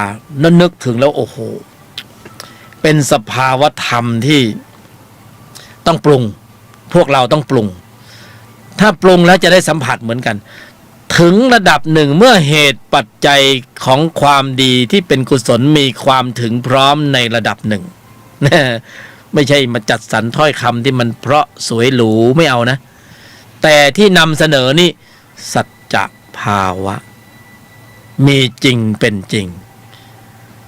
พวกเราที่เป็นมนุษย์มีกายมนุษย์สามารถปรุงให้ปรากฏเกิดขึ้นได้ในยุคสมัยที่มีกายมนุษย์สามารถทำให้เกิดขึ้นได้นะเมื่อเหตุปัจจัยมีความสมบูรณ์ถึงพร้อมพระจะกำเนิดกำลังขึ้นมาเป็น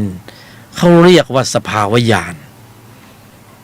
นะเพราะนั้นฌานไม่ต้องพูดถึงข้ามไปแล้วนะแล้วถ้าจะมีสภาวะญาณเนี่ยเราย้อนมาเล่นฌานเราก็จะไม่หลงฌานนะบางคนไม่เคยนั่งสมาธิไงอ้าวตั้งกายตรงดำรงสติมั่นนะภาวนาบริกรรมภาวนาก็ภาวนาไปวิตกวิจารปีติสุขสัมผัสแล้วหรูแล้วเนี่ยหรูแล้วมีมากกว่านั้นอีกนะสภาวะญาณนี่จะเป็นอัตโนมัติธรรมที่ทุกคนที่มีกายมนุษย์สามารถปรุงให้ปรากฏเกิดขึ้นได้ในใจแล้วเมื่อมีกำลังมากขึ้นเนี่ยถอดถอนอัตตาตัวกู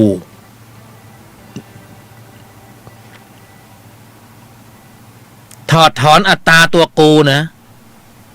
ไม่ใช่ไปท่องว่าโอ้ยทุกอย่างเป็นอนัตตาอนัตตาอนิจจังทุกขังอนัตตาท่องจำแต่ว่าเนื้อในมันไม่ไปเนื้อในยังไม่เป็นเพราะเราจำบัญญัติได้โอ้สภาวธรรมนะลองส่องรู้ดูเห็นสภาพธรรมะตรงตามความเป็นจริงจะเอาอะไรไปรู้ต้องจิตที่มีองค์ประกอบด้วยกุศลในระดับชั้นของมรรคที่กำเนิดกำลังของพละเมื่อถึงผลแล้วจึงจะส่องรู้ดูเห็นสภาพธรรมะตรงตามความเป็นจริงแล้วเราเจริญมรรคหรือยังเราอ่านสุตตะจินตาแต่กำหนดเจริญแล้วหรือยัง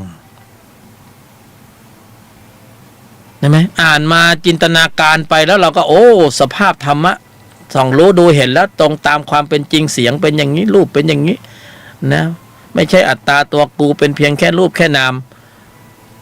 นกแก้วนกขุนทองก็เรียนได้นะแต่ต้องกำเนิดกำลังจากกระบวนการในการปรุงโดยผ่านกลไกเครื่องกรองที่เป็นอริยมรรคมีองค์8แล้วให้กำเนิดกำลังของพระที่มีกำลังสูง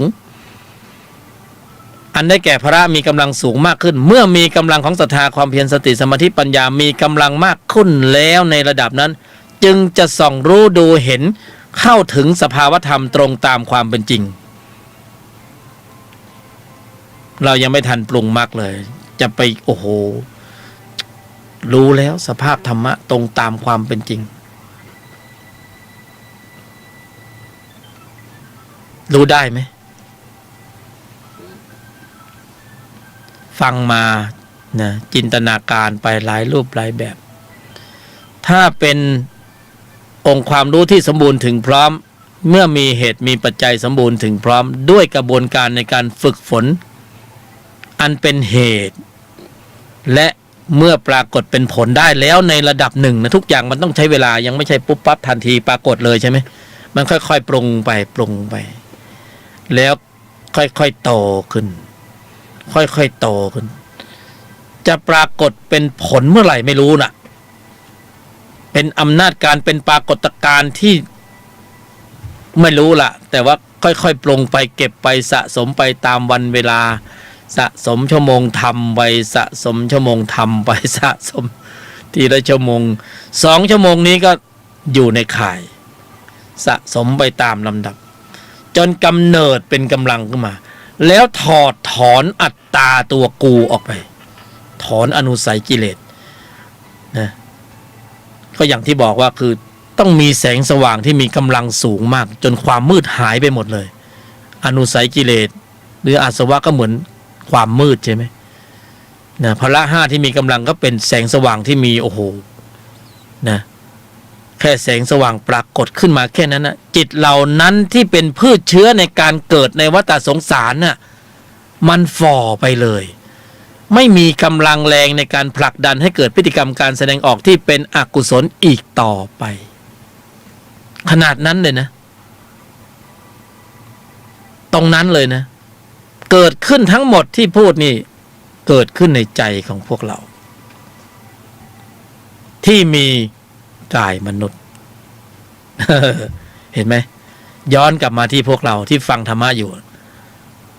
เพราะนั้นที่เรามีอยู่ในขณะนี้กายมนุษย์เนี่ยคือความสุดยอดของสิ่งที่ได้มาแล้วแก้วสารพัดนึกจะไปพบไหนภูมิไหนก็ปลุกเอาเองเสกเอาเองเลยนะให้มีขั้นตอนมีอุบายวิธีที่ซับซ้อนเล็กน้อยหรือมากหน่อยก็จะได้มีพืชเชื้อของกุศลที่มีกำลังสูงหน่อยถ้าไม่ซับซ้อนมากก็ตามน้ำตามกระแสเหมือนเขาบอกกินตามน้ำ ข้างบนมันกินข้างล่างก็กินตามน้ำไอ้นั่นแหละไปตามกระแสจะพบไหนภูมิไหนก็เลือกเอาแล้วกันแต่ถ้ากินตามน้ำมันจะได้เปรตวิสัยนะได้แน่นอนนะเพราะจิตตัวนี้ส่งไปแน่นอนเพราะว่าขณะกินอยู่เนี่ยมันจะเกิดกำลังจิตที่มีตัวประกอบด้วยโลภะมูลจิตเนี่ยมีกำลังมากและเข้มข้นสูงเวลามีกำลังมากและเข้มข้นสูงเนี่ยเครื่องแบบของเปรตเนี่ยเริ่มปรากฏให้เห็นนะนี่หน้าก็เฉยๆแต่ข้างในเนี่ยไปแล้วไปเปรตจะภูมิแล้วเปรตภูมิวิสัยเปรตวิสัยไปแล้วคือเลือกเอาเลยแล้วว่าจะไปภูมิไหนไปจากการแสดงออกนี่แหละทีนี้การแสดงออกที่สำรวมระมัดระวังมากขึ้นในระดับที่จะเป็นพระอริยะเนี่ยมันก็ต้องมีกลไกมีขั้นตอน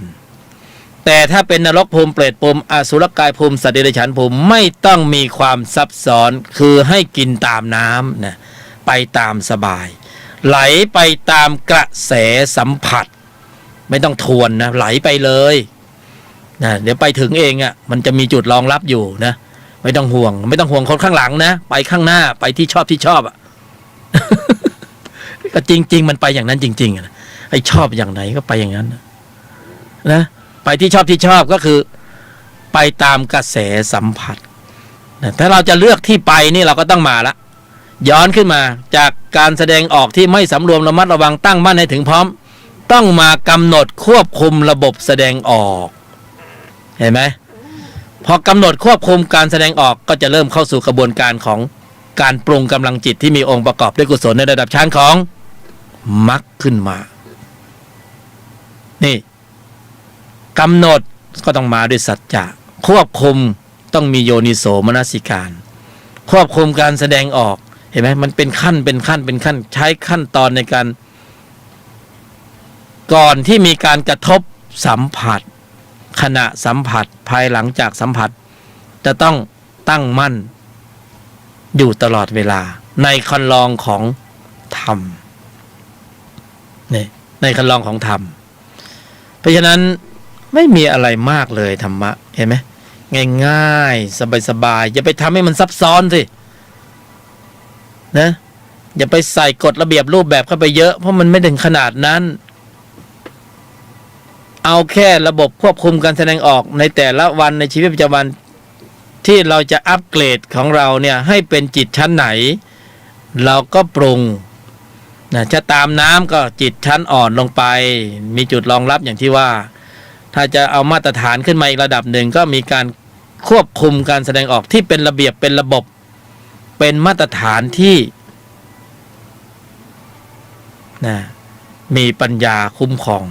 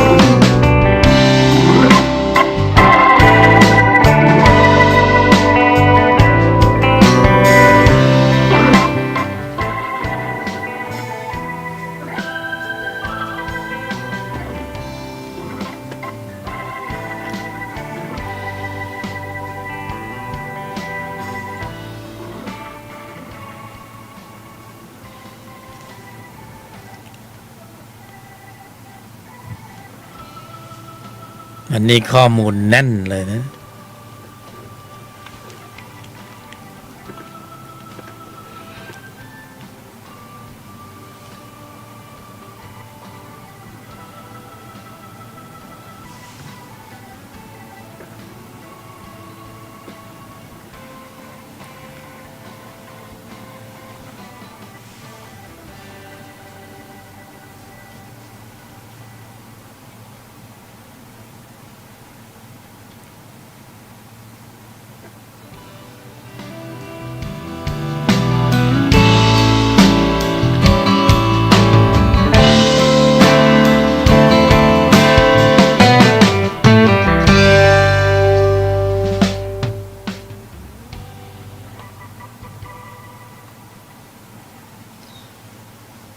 ครั้งก่อนอุบายวิธี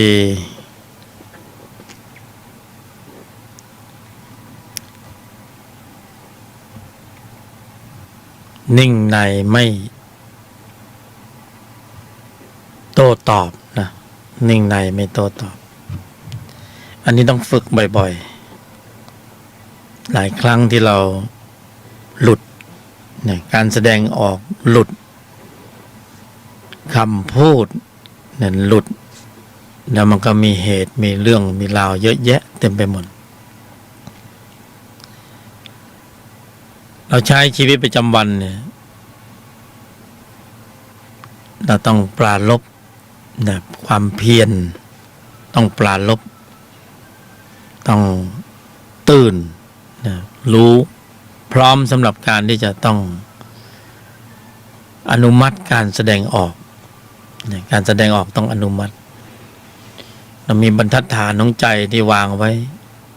คนในโลกที่สัมผัสเราต้องเจอข้อสอบแต่เราเจอข้อสอบเราก็จะนิ่งในไม่โต้ตอบ เราจำอะไรไม่ได้แล้วเราจำได้แค่นี้แล้วก็นิ่งในไม่โต้ตอบเนี่ยมันกรองอยู่ข้างในภาวนาเนี่ยใช้เป็นคำภาวนาเลยภาวนานิ่งในไม่โต้ตอบเหตุกระทบมาแล้วพยายามนิ่งไว้ก่อนนะคือชะลอตัวชะลอตนนะที่จะพูดจะคิดจะทำเราก็ค่อยๆอนุมัตินะเพราะว่าพลั้งไปแล้วพลาดไปแล้วมันแก้ไม่ได้มันมีผลกระทบย้อนรอยนะนึกได้ก็กรองไว้ในใจอยู่อันนี้คือตัวปฏิบัติตนปฏิบัตินะเป็นตนปฏิบัติในชีวิตประจำวันว่าเราพร้อมที่จะควบคุมระบบแสดงออกเพราะเรารู้แล้วว่าเวลาแสดงออกแต่ละครั้งมันจะมีกุศลกรรมและอกุศลกรรมถ้าเลือกได้เราก็เลือกกุศลกรรมปัญหามันมีทุกจุดแต่เราต้องแก้ด้วยจิตที่มีกุศลนะปัญหามีทุกจุดทุกที่ไม่ว่าในบ้านในครอบครัวที่นั่นที่นี่โรงเรียนโรงพยาบาลสถานที่ทำงานเราต้องแก้ไขด้วยจิตที่เป็นกุศลเพราะยังไงมันต้องแก้อยู่ดีเราจะไปใช้จิตตัวเดิมที่เคยใช้มันก็จะเป็นปัญหาเข้าไปใหญ่โทสะจิตมันก็แก้อะไรไม่เคยได้เต็มที่นะ มีแต่แค่วางก้างวางอำนาจบาดใหญ่ในแค่นั้นนะแต่คนเขาเกลียดแต่ถ้าใช้เมตตาธรรมมันก็จะง่ายขึ้นทุกอย่างก็จะได้รับความร่วมมือเพราะนั้นเราก็โยนิโสมนสิการนะพยายามภายในนะคือในภายในเนี่ยมันกองไว้ข้างในนิ่งในไม่โต้ตอบสถานที่ที่ปฏิบัติธรรมทุกที่ทุกแห่งนะทุกที่ทุกแห่งที่มีการกระทบสัมผัสต้องตื่นรู้อยู่ตลอดเวลามันลืมบ้างก็ลืมไปแต่ระลึกขึ้นได้ก็ระลึกไปลืมได้ก็ลืมไปเพราะว่าตาเราเห็นรูปหูได้ยินเสียงจมูกได้กลิ่นสิ่งเล่ามันมาเยอะรอบตัวรอบใจเรามันยังเผลอไปบ้างเป็นธรรมดาเพราะเรายังไม่ใช่พระอริยบุคคลเนี่ยถ้าเป็นพระอริยบุคคลมันก็ไม่เผลอท่านก็ไม่เผลอแต่เรามันเป็นปุถุอยู่มันก็หนาเพราะข้อมูลใจเรามีข้อมูลจิตที่มีตัวประกอบอยู่เยอะเพราะนั้นมันก็ต้องเผลอไอ้ตัวเผลอนี่แหละมันจะตัวทำกรรมตัวสืบทอดกรรมเราต้องไม่เผลอแล้วก็โยนิโสมนสิการไว้ในใจอยู่ตลอดเวลายืนเดินนั่งนอนไปไหนมาไหนขับรถโยนิโสมนสิการนะนึกอะไรไม่ออกก็นิ่งในไม่โต้ตอบ เอาแค่นี้รับชอบแต่เพียงเท่านี้ก็พอคอยเก็บวางข่ายไว้เหมือนแมลงมุมชักใยใช่ไหมชักใยวางข่ายไว้ก่อนรับผิดชอบเพียงแค่ขอบข่ายที่เราวางไว้แค่นี้นะไม่ต้องออกไปไกลมากวางข่ายไว้รับชอบแต่เพียงเท่านี้ปล่อยเรดาร์ครอบคลุมพื้นที่ไว้แค่เนี้ยมีข้อสอบมาก็นิ่งไหนไม่โต้ตอบแล้ววะเฉยไว้ก่อนดูท่าทีก่อนนะดูท่ามันก่อนเนี่ยไม่ว่าจะเป็นอะไรก็ได้บุคคลสัตว์สิ่งของเรื่องราวต่างๆข้อสอบโดยเฉพาะในครอบครัวนี่ทำยากที่จริงสถานที่ปฏิบัติธรรมที่ดีมากที่สุดคือที่มีจุดกระทบแบบสบายๆในครอบครัวเนี่ยเอาข้อเดียววันหนึ่งตั้งใจว่าจะพูดกับคนในครอบครัวให้ดีที่สุดแค่นี้ก็พอละ แค่นี้ก็หรูแล้วธรรมะปฏิบัติรับชอบเพียงแค่ขอบเขตนี้ตั้งใจว่าจะพูดกับบุคคลในครอบครัวให้ไพเราะดีที่สุดนุ่มนวลที่สุด อันเนี้ยก็คือสติมันจะเข้ามาคอยควบคุมระบบแสดงออกพูดดีๆนะถึงแม้มันจะโดนถ้อยคำที่พูดไม่ดีย้อนรอยกลับมาก็ตาม แบบความเคยชินแบบไม่ต้องกันเองเกรงใจอะไรกันมากนักหรอกคนกันเองนะอัดเข้าไปเลยตูมแต่ทีนี้เราตั้งลำเลยเราตั้งใจจะพูดกับคนในครอบครัวให้ดีที่สุดนุ่มนวลที่สุดพูดช้าๆนะพูดเบาๆไม่กระแทกเด็กดัน นะนี่เบาๆตั้งใจแค่สติระลึกถึงความตั้งใจแค่เนี้ยเราต้องการแค่สติระลึกรู้ความตั้งใจแค่นี้เราไม่ได้ต้องการเนื้อหาสาระว่าคุณจะหวานแหววขนาดไหนผมไม่ต้องการ ไม่ได้ต้องการขนาดนั้นนะแต่ต้องการเพียงแค่สติระลึกรู้แค่ตั้งใจจะพูดให้ดีแค่ต้องการแค่นี้นะแต่ไม่ได้ต้องการรายละเอียดว่าจะต้องหวานแหววดอกไม้โปรยลงมา ไม่มีนะเอาแค่ตั้งใจว่าจะเริ่มที่ตัวเราก่อนนะให้ตนศรัทธาตนความเพียรตนสติตนสมาธิตนปัญญาเนี่ยได้สำรวมวาจาได้เข้ามาควบคุมการสำรวมวาจานะให้ทำหน้าที่จะได้ฝึกตนให้แข็งแรงขึ้นนี่เอาแค่นี้ก็พอบุคคลในครอบครัวเนี่ยพ่อบังแม่บังนะลูกบังสามีบังภรรยาบังนี่เอาแค่นี้ก่อนนะไม่ต้องไปไกลนะแค่สติระลึกรู้ว่าจะพูดกับคนในครอบครัวให้เพราะที่สุดนี่นะแล้วไม่ใช่ดัดจริตแต่งคำแบบโอ้โหจีบปากจีบคอไม่ใช่นะ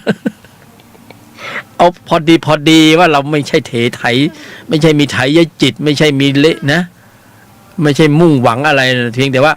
เรากำลังจะฝึกตนในภายในแค่อย่างเนี้ยนะหรือคนที่ทำงานก็ได้ที่ทำงานก็จะพูดกับลูกค้าให้เพราะที่สุดเขามาซื้อของเขาเอาเงินมาให้นะนี่หรือที่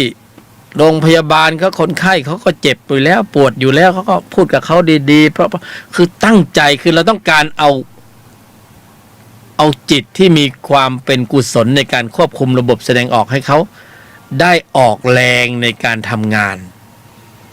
นี่โดยมีสิ่งแวดล้อมเนี่ยเป็นอุปกรณ์ในการฝึกเนี่ยคนรอบข้างนี่เป็นข้อสอบเราหมดเลยบางคนก็แสดงพฤติกรรมที่หยาบบ้างกลางบ้างละเอียดบ้างบางคนก็คำพูดที่หยาบบ้างกลางบ้างละเอียดบ้างมันก็ออกมาแต่ละคนเนี่ยมันถ่ายทอดข้อมูลออกมานะเราก็ต้องตั้งลำให้ดีนะพร้อมสำหรับการรับกระทบทางทวารต่างๆนี่อันนี้คือกระบวนการในการฝึกอันนี้คือการปฏิบัติในชีวิตประจำวันนะส่วนที่จะไปปฏิบัติอย่างอื่นนะมันก็ได้ถ้าเราว่างเว้นนะแต่ในขณะที่เรากำลังจะต้องสื่อสารสัมผัสสัมพันธ์เนี่ยเราก็อาศัยอุปกรณ์นะอาศัยข้อมูลส่วนในใจเราก็ต้องมีบรรทัดฐานไว้ก่อนวางกรอบไว้ก่อนว่านิ่งในไม่โต้ตอบนะเบาๆนะอย่าไปหนักหน่วงด้วยถ้อยคำนะคือนี่แหละคือการฝึกในชีวิตประจำวันเพราะข้อสอบจะมาตลอดเลยฝึกค่อยๆได้พูดกับลูกค้าดีๆเพราะเนี่ยบางคนก็เขาเอาเงินมาให้นะมาซื้อของแล้วก็พูดเขาดีๆแต่บางคนก็ได้ยินไม่ค่อยดีก็มีเพราะนั้นก็ค่อยๆฝึกแล้วบางทีเราก็จะเจอคำพูดนะส่วนมากหูมันจะเข้าทางหูก่อนนะฝึกอย่างนี้นิ่งในไม่โต้ตอบนะเวลาเรานั่งสมาธิภาวนาเราก็ภาวนานิ่งในไม่โต้ตอบนิ่งในไม่โต้ตอบนึกถึงความหมายไปด้วยนะนิ่งในไม่โต้ตอบนิ่งในก็ฝึกไปนิ่งในไม่โต้ตอบนึงนะก็ฝึกไปอย่างเงี้ยนะหรือบางทีเราก็จะเอาละเอียดมากขึ้นเราก็กำหนดเจริญอริยสัจเลยนะยอมนะมากกว่านิ่งในไม่โต้ตอบก็ยอมหยุดเย็นนะอันนี้สูตรสำเร็จคือสูตร4ยอโยนิโสมนสิการนะอันนี้คือทบทวนนะ เคยบรรยายแล้วแต่ทบทวนขยายความโยนิโสมนสิการยอมนะหยุดเย็นนะเหมือนสอนเด็กอนุบาลเลยนะ นิ่งในทีละคำทีละคำนะอย่าเร็วเดี๋ยวก็นักเรียนจำไม่ได้นิ่งในไม่โต้ตอบตามด้วยนิ่งในไม่โต้ตอบยอมหยุดเย็นเริ่มต้นด้วยโยนิโสมนสิการยอมหยุดเย็นนะท่องไว้ในใจอยู่ตลอดเวลาแล้วก็ไม่ใช่นั่งอยู่กับที่นะเดินไปไหนมาไหนทำมาหากินทำธุรกิจหน้าที่ต่างๆก็ทำไปเลยข้างในใจก็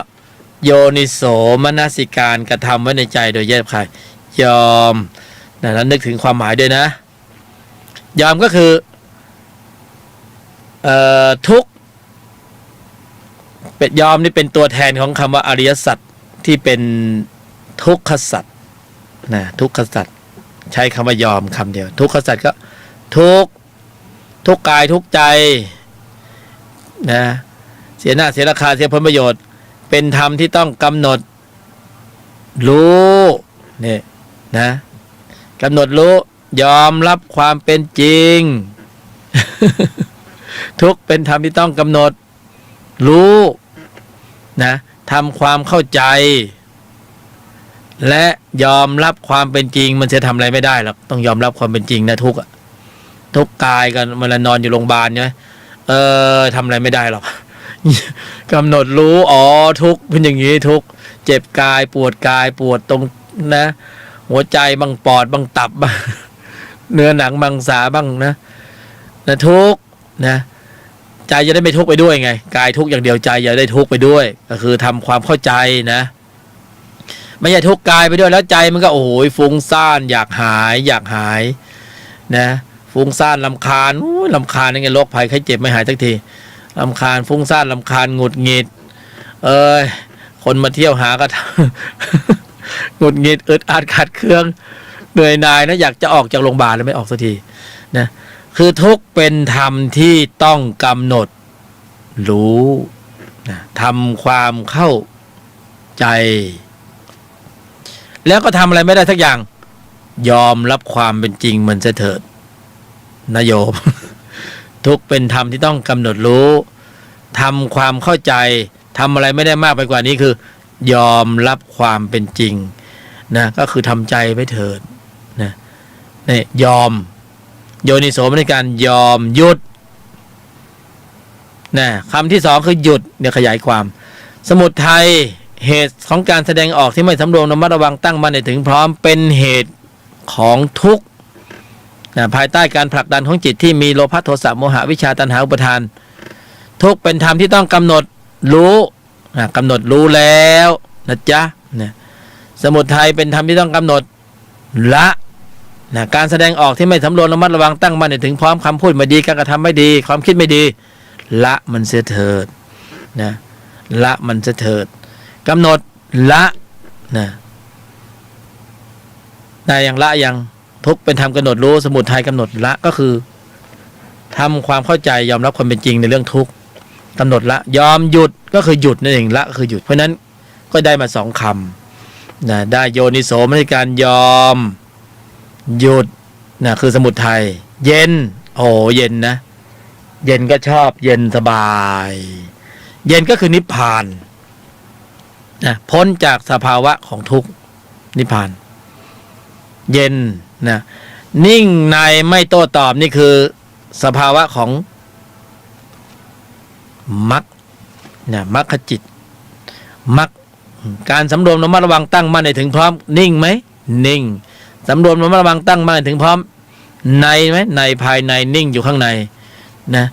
โต้ตอบไหมไม่โต้ตอบถ้าโต้ตอบนี่เป็นไงถ้าโต้ตอบแสดงว่ามีอัตตาตัวกูเยอะเหลือเกินไว้มันกระทบกูก็เลยตอบไปถ้าเราไม่มีกูแล้วจะมีกูที่ไหนไปตอบแต่ที่ตอบไปโต้ไปมีเหตุมีผลเถียงไปอัดไปเพราะอะไรเพราะมีอัตตาตัวกูถ้ากูมากมันก็เถียงมากถ้ากูน้อยกูไม่เถียงเลยเพราะไม่มีเหตุผล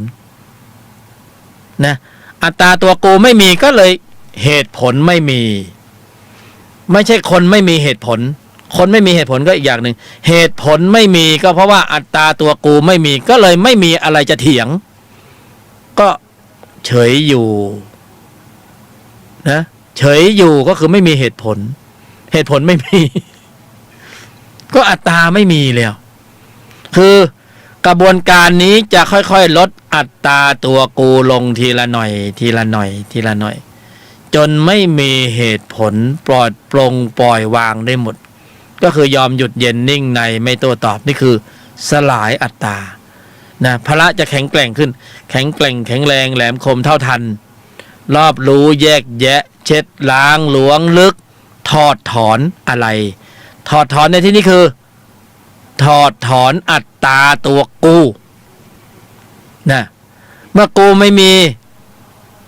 ประทานโทษนะมึงก็ไม่มีนะเวลาคนเถียงกันเป็นไงกูมึงเพราะมีอัตตาตัวกูเมื่อกูมีอัตตาตัวกูฝ่ายตรงข้ามก็มีอัตตาตัวมึงนะเมื่อกูไม่มีมึงก็ไม่มีคือเราไม่ต้องไปห่วงเขาว่าเขามีมึงหรือไม่มีเราแค่ทำให้เราไม่มีอัตตาตัวกูอัตตาตัวกูลดฝั่งตรงข้ามก็จะลดไปเองใช่ไหมเราเห็นอาการของฝั่งตรงข้ามโต้ตอบมาเพราะเขามีอัตตาตัวกูเหมือนเราแต่เราหมดกูแล้วแต่เขายังมีอยู่เขาจึงมีเหตุผลโต้ตอบเราใช่ไหมเพราะเขามีอัตตาตัวกูมันจึงมีเหตุผลเถียงมานะเราจึงมองเห็นจิตในจิตของฝั่งตรงข้ามเห็นจิตในจิตก็คือก็เราหมดแล้วเราถึงเข้าใจว่าสภาวะหมดอัตตาตัวกูเป็นยังไงเมื่อฝั่งตรงข้ามเถียงมาอยู่ก็เขายังมีมึงอยู่เขามีกูอยู่เขาก็เถียงมานะถ้าเรามีอัตตาตัวกูมากเราก็จะเห็นเขาเป็นมึงนะเขาก็มีเห็นอัตตาเหมือนกันเนี่ยถ้าอัตตาเราหมดเราก็เห็นเขาไม่มีอัตตาไม่มีมึงเหมือนกันเพราะฉะนั้นเหตุผลนะที่มีมากคืออัตตาตัวกูนะเหมือนที่เขาเถียงกันในสภาเพราะว่าพาดพิงผมถูกพาดพิงเพราะผมมีกูนะกูถูกพาดพิงผมจึงยกมือขึ้นประท้วงขอให้ท่านประธานบอกให้ผมพูดเพื่อให้ฝ่ายตรงข้ามถอนคำพูดแปลกดีนะสภาวธรรมเนี่ยมันถอนกันได้ง่ายๆอย่างนั้นเลยนะไม่ใช่ถอนแค่คำพูดจิตที่มันลงลึกบันทึกแล้วเนี่ยถอนไม่ได้นะจ๊ะ มันเป็นเช่นอย่างนี้เนาะก็มาถึงตรงที่ยอมหยุดเย็นนิ่งในไม่โต้ตอบยอมคือทุกขสัจหยุดคือสมุทัยสัจเย็นคือนิพพานนะยอมนิ่งในไม่โต้ตอบก็คือมรรคสัจเพราะอริยมรรคมีองค์8ก็จะเข้าสู่กระบวนการต่อในเรื่องของการกำหนดควบคุมการแสดงออกพอกำหนดควบคุมการแสดงออกแล้วทุกอย่างก็จะมาสรุปลงที่หยุดเย็นนิ่งในไม่โต้ตอบยังกุศลได้ถึงพร้อมทำจิตใจให้ขาวรอบไม่ทำบาปทั้งปวงสรุป เป็นอย่างนั้นนะและทีนี้ขยายความอีกข้อหนึ่งก็คือเรื่องของกำหนดเจริญโพธิปักขิยธรรม37ประการ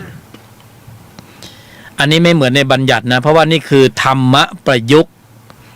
ที่เอาธรรมที่ศึกษาเจริญอบรมมาเพื่อประยุกต์ใช้ในชีวิตประจำวันไม่เป็นมาตรฐานว่าจะต้องเป็นอย่างนี้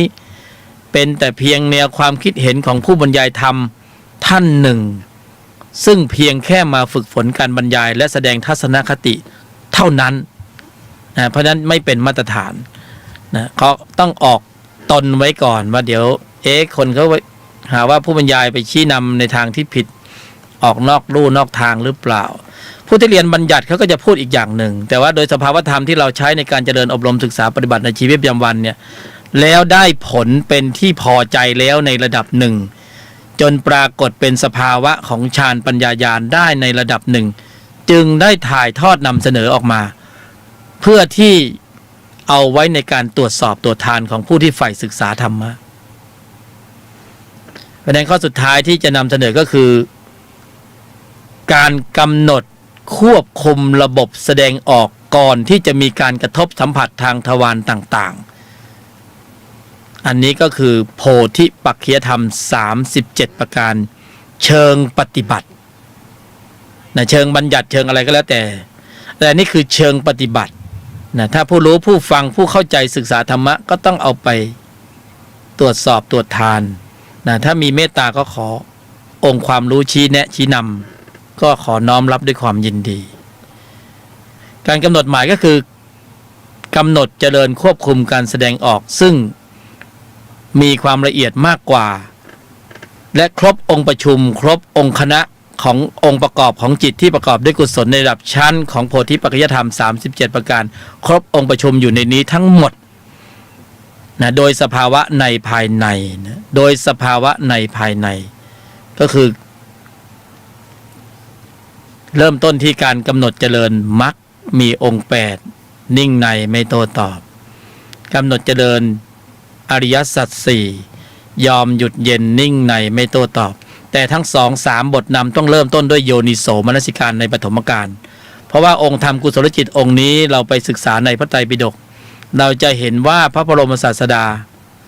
ทรงสั่งสอนสรรเสริญองค์ธรรมกุศลจิตองค์นี้มากเป็นอันดับหนึ่งความหมายก็คือกุญแจสตาร์ทเครื่องยนต์ของมรรคถ้าไม่เริ่มต้นด้วยโยนิโสมนสิการในกรอบของการควบคุมระบบแสดงออกก็องค์ธรรมกุศลจิตองค์อื่นก็จะไม่เสด็จดำเนินพร้อมองค์ประชุมดังนั้นองค์ประกอบที่ระดับของโพธิปักขิยธรรม37ก็จะอยู่ที่การกำหนดหมายสัจจะในปฐมกาลสัจจะในการที่จะควบคุมการแสดงออกและวางกรอบไม่พูดไม่โกรธไม่เห็นผิด3แนวทาง3หัวข้อแล้วโยนิโสมนสิการตามก็จะเข้าสู่การลำดับดำเนินการปรากฏเกิดขึ้นด้วยเหตุด้วยปัจจัยของการเชื่อมโยงกันของธรรมะของกุศลจิตซึ่งเป็นธรรมชาติที่พิเศษที่สุดเป็นองค์คณะใหญ่นะเป็นทัพหลวงเลยก็ว่าได้ที่จะทำภารกิจหน้าที่ในการที่ทำให้พระมีความแข็งแกร่งแข็งแรงแล้วกำเนิดเป็นฌานเป็นปัญญาญาณขึ้นมาเมื่อมีกำลังมากขึ้นก็จะถอดถอนและสลายอนุสัยกิเลสและอาสวะในที่สุดอันนี้ก็ขยายความได้นิดหน่อยเกือบจะหมดเวลาก็พวกเราก็ต้องเอาไปฟังหลายๆรอบนะตรวจสอบตรวจทานดูความเป็นได้ความเป็นไปได้ความเป็นจริงแล้วก็ไปทดลองปฏิบัติสำคัญคือเราจะต้องทำให้เกิดสภาวะขึ้นมาด้วยการสร้างอุบายขึ้นมาแล้วก็ปฏิบัตินะโดยมีโยนิโสมนสิการเป็นบทนำเราจะกระทำได้อย่างนี้ในยุคสมัยที่มีกายมนุษย์แล้วก็ทำได้ดีมากด้วยแล้วก็ทำได้ทุกรูปทุกนามนะเคยตอกย้ำแล้วว่ากายมนุษย์นี่ออกแบบมาเพื่อที่สุดของธรรมกายมนุษย์ของเราทุกคนเนี่ยออกแบบมาเพื่อที่สุดของธรรมนะก็คือสูงสุดก็คือนิพพานสุดโต่งเลยแย่มากเลยคือยอดแย่คือนรกเปรตอสุรกายที่สุดก็ไปได้ตรงนั้นแต่ที่สุดของธรรมในกายมนุษย์ถูกออกแบบมาได้ทั้งสองชั้นล่างกับชั้นบนแต่เราขึ้นข้างบนดีกว่านะข้างล่างเราท่องมาเยอะแล้วพอถึงจุดหนึ่งเนี่ยความรู้สึกมันจะบอกเองว่าใช่หรือไม่ใช่นะใช่หรือไม่ใช่ไม่ต้องมีใครมารับรองให้รับรองตนของตนเองเพราะทุกตนทุกรูปทุกนามมีตนศรัทธาความเพียรสติสมาธิปัญญาเป็นบทนำอยู่แล้วเพราะฉะนั้นจะรับรองตนเองได้เลยว่าเรามาถูกทางหรือหลงทางนะ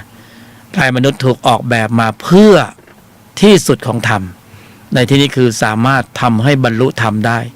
ในยุคสมัยที่เรามีกายมนุษย์สายด่วนธรรมะปฏิบัติผู้บรรยายจะขออำลาแล้วนะ095-143-1989สายด่วนธรรมะปฏิบัติผู้บรรยายหยกธรรม095-143-1989รัตนมหันธโย สุขโสรัตนะหันตละสาธุตัง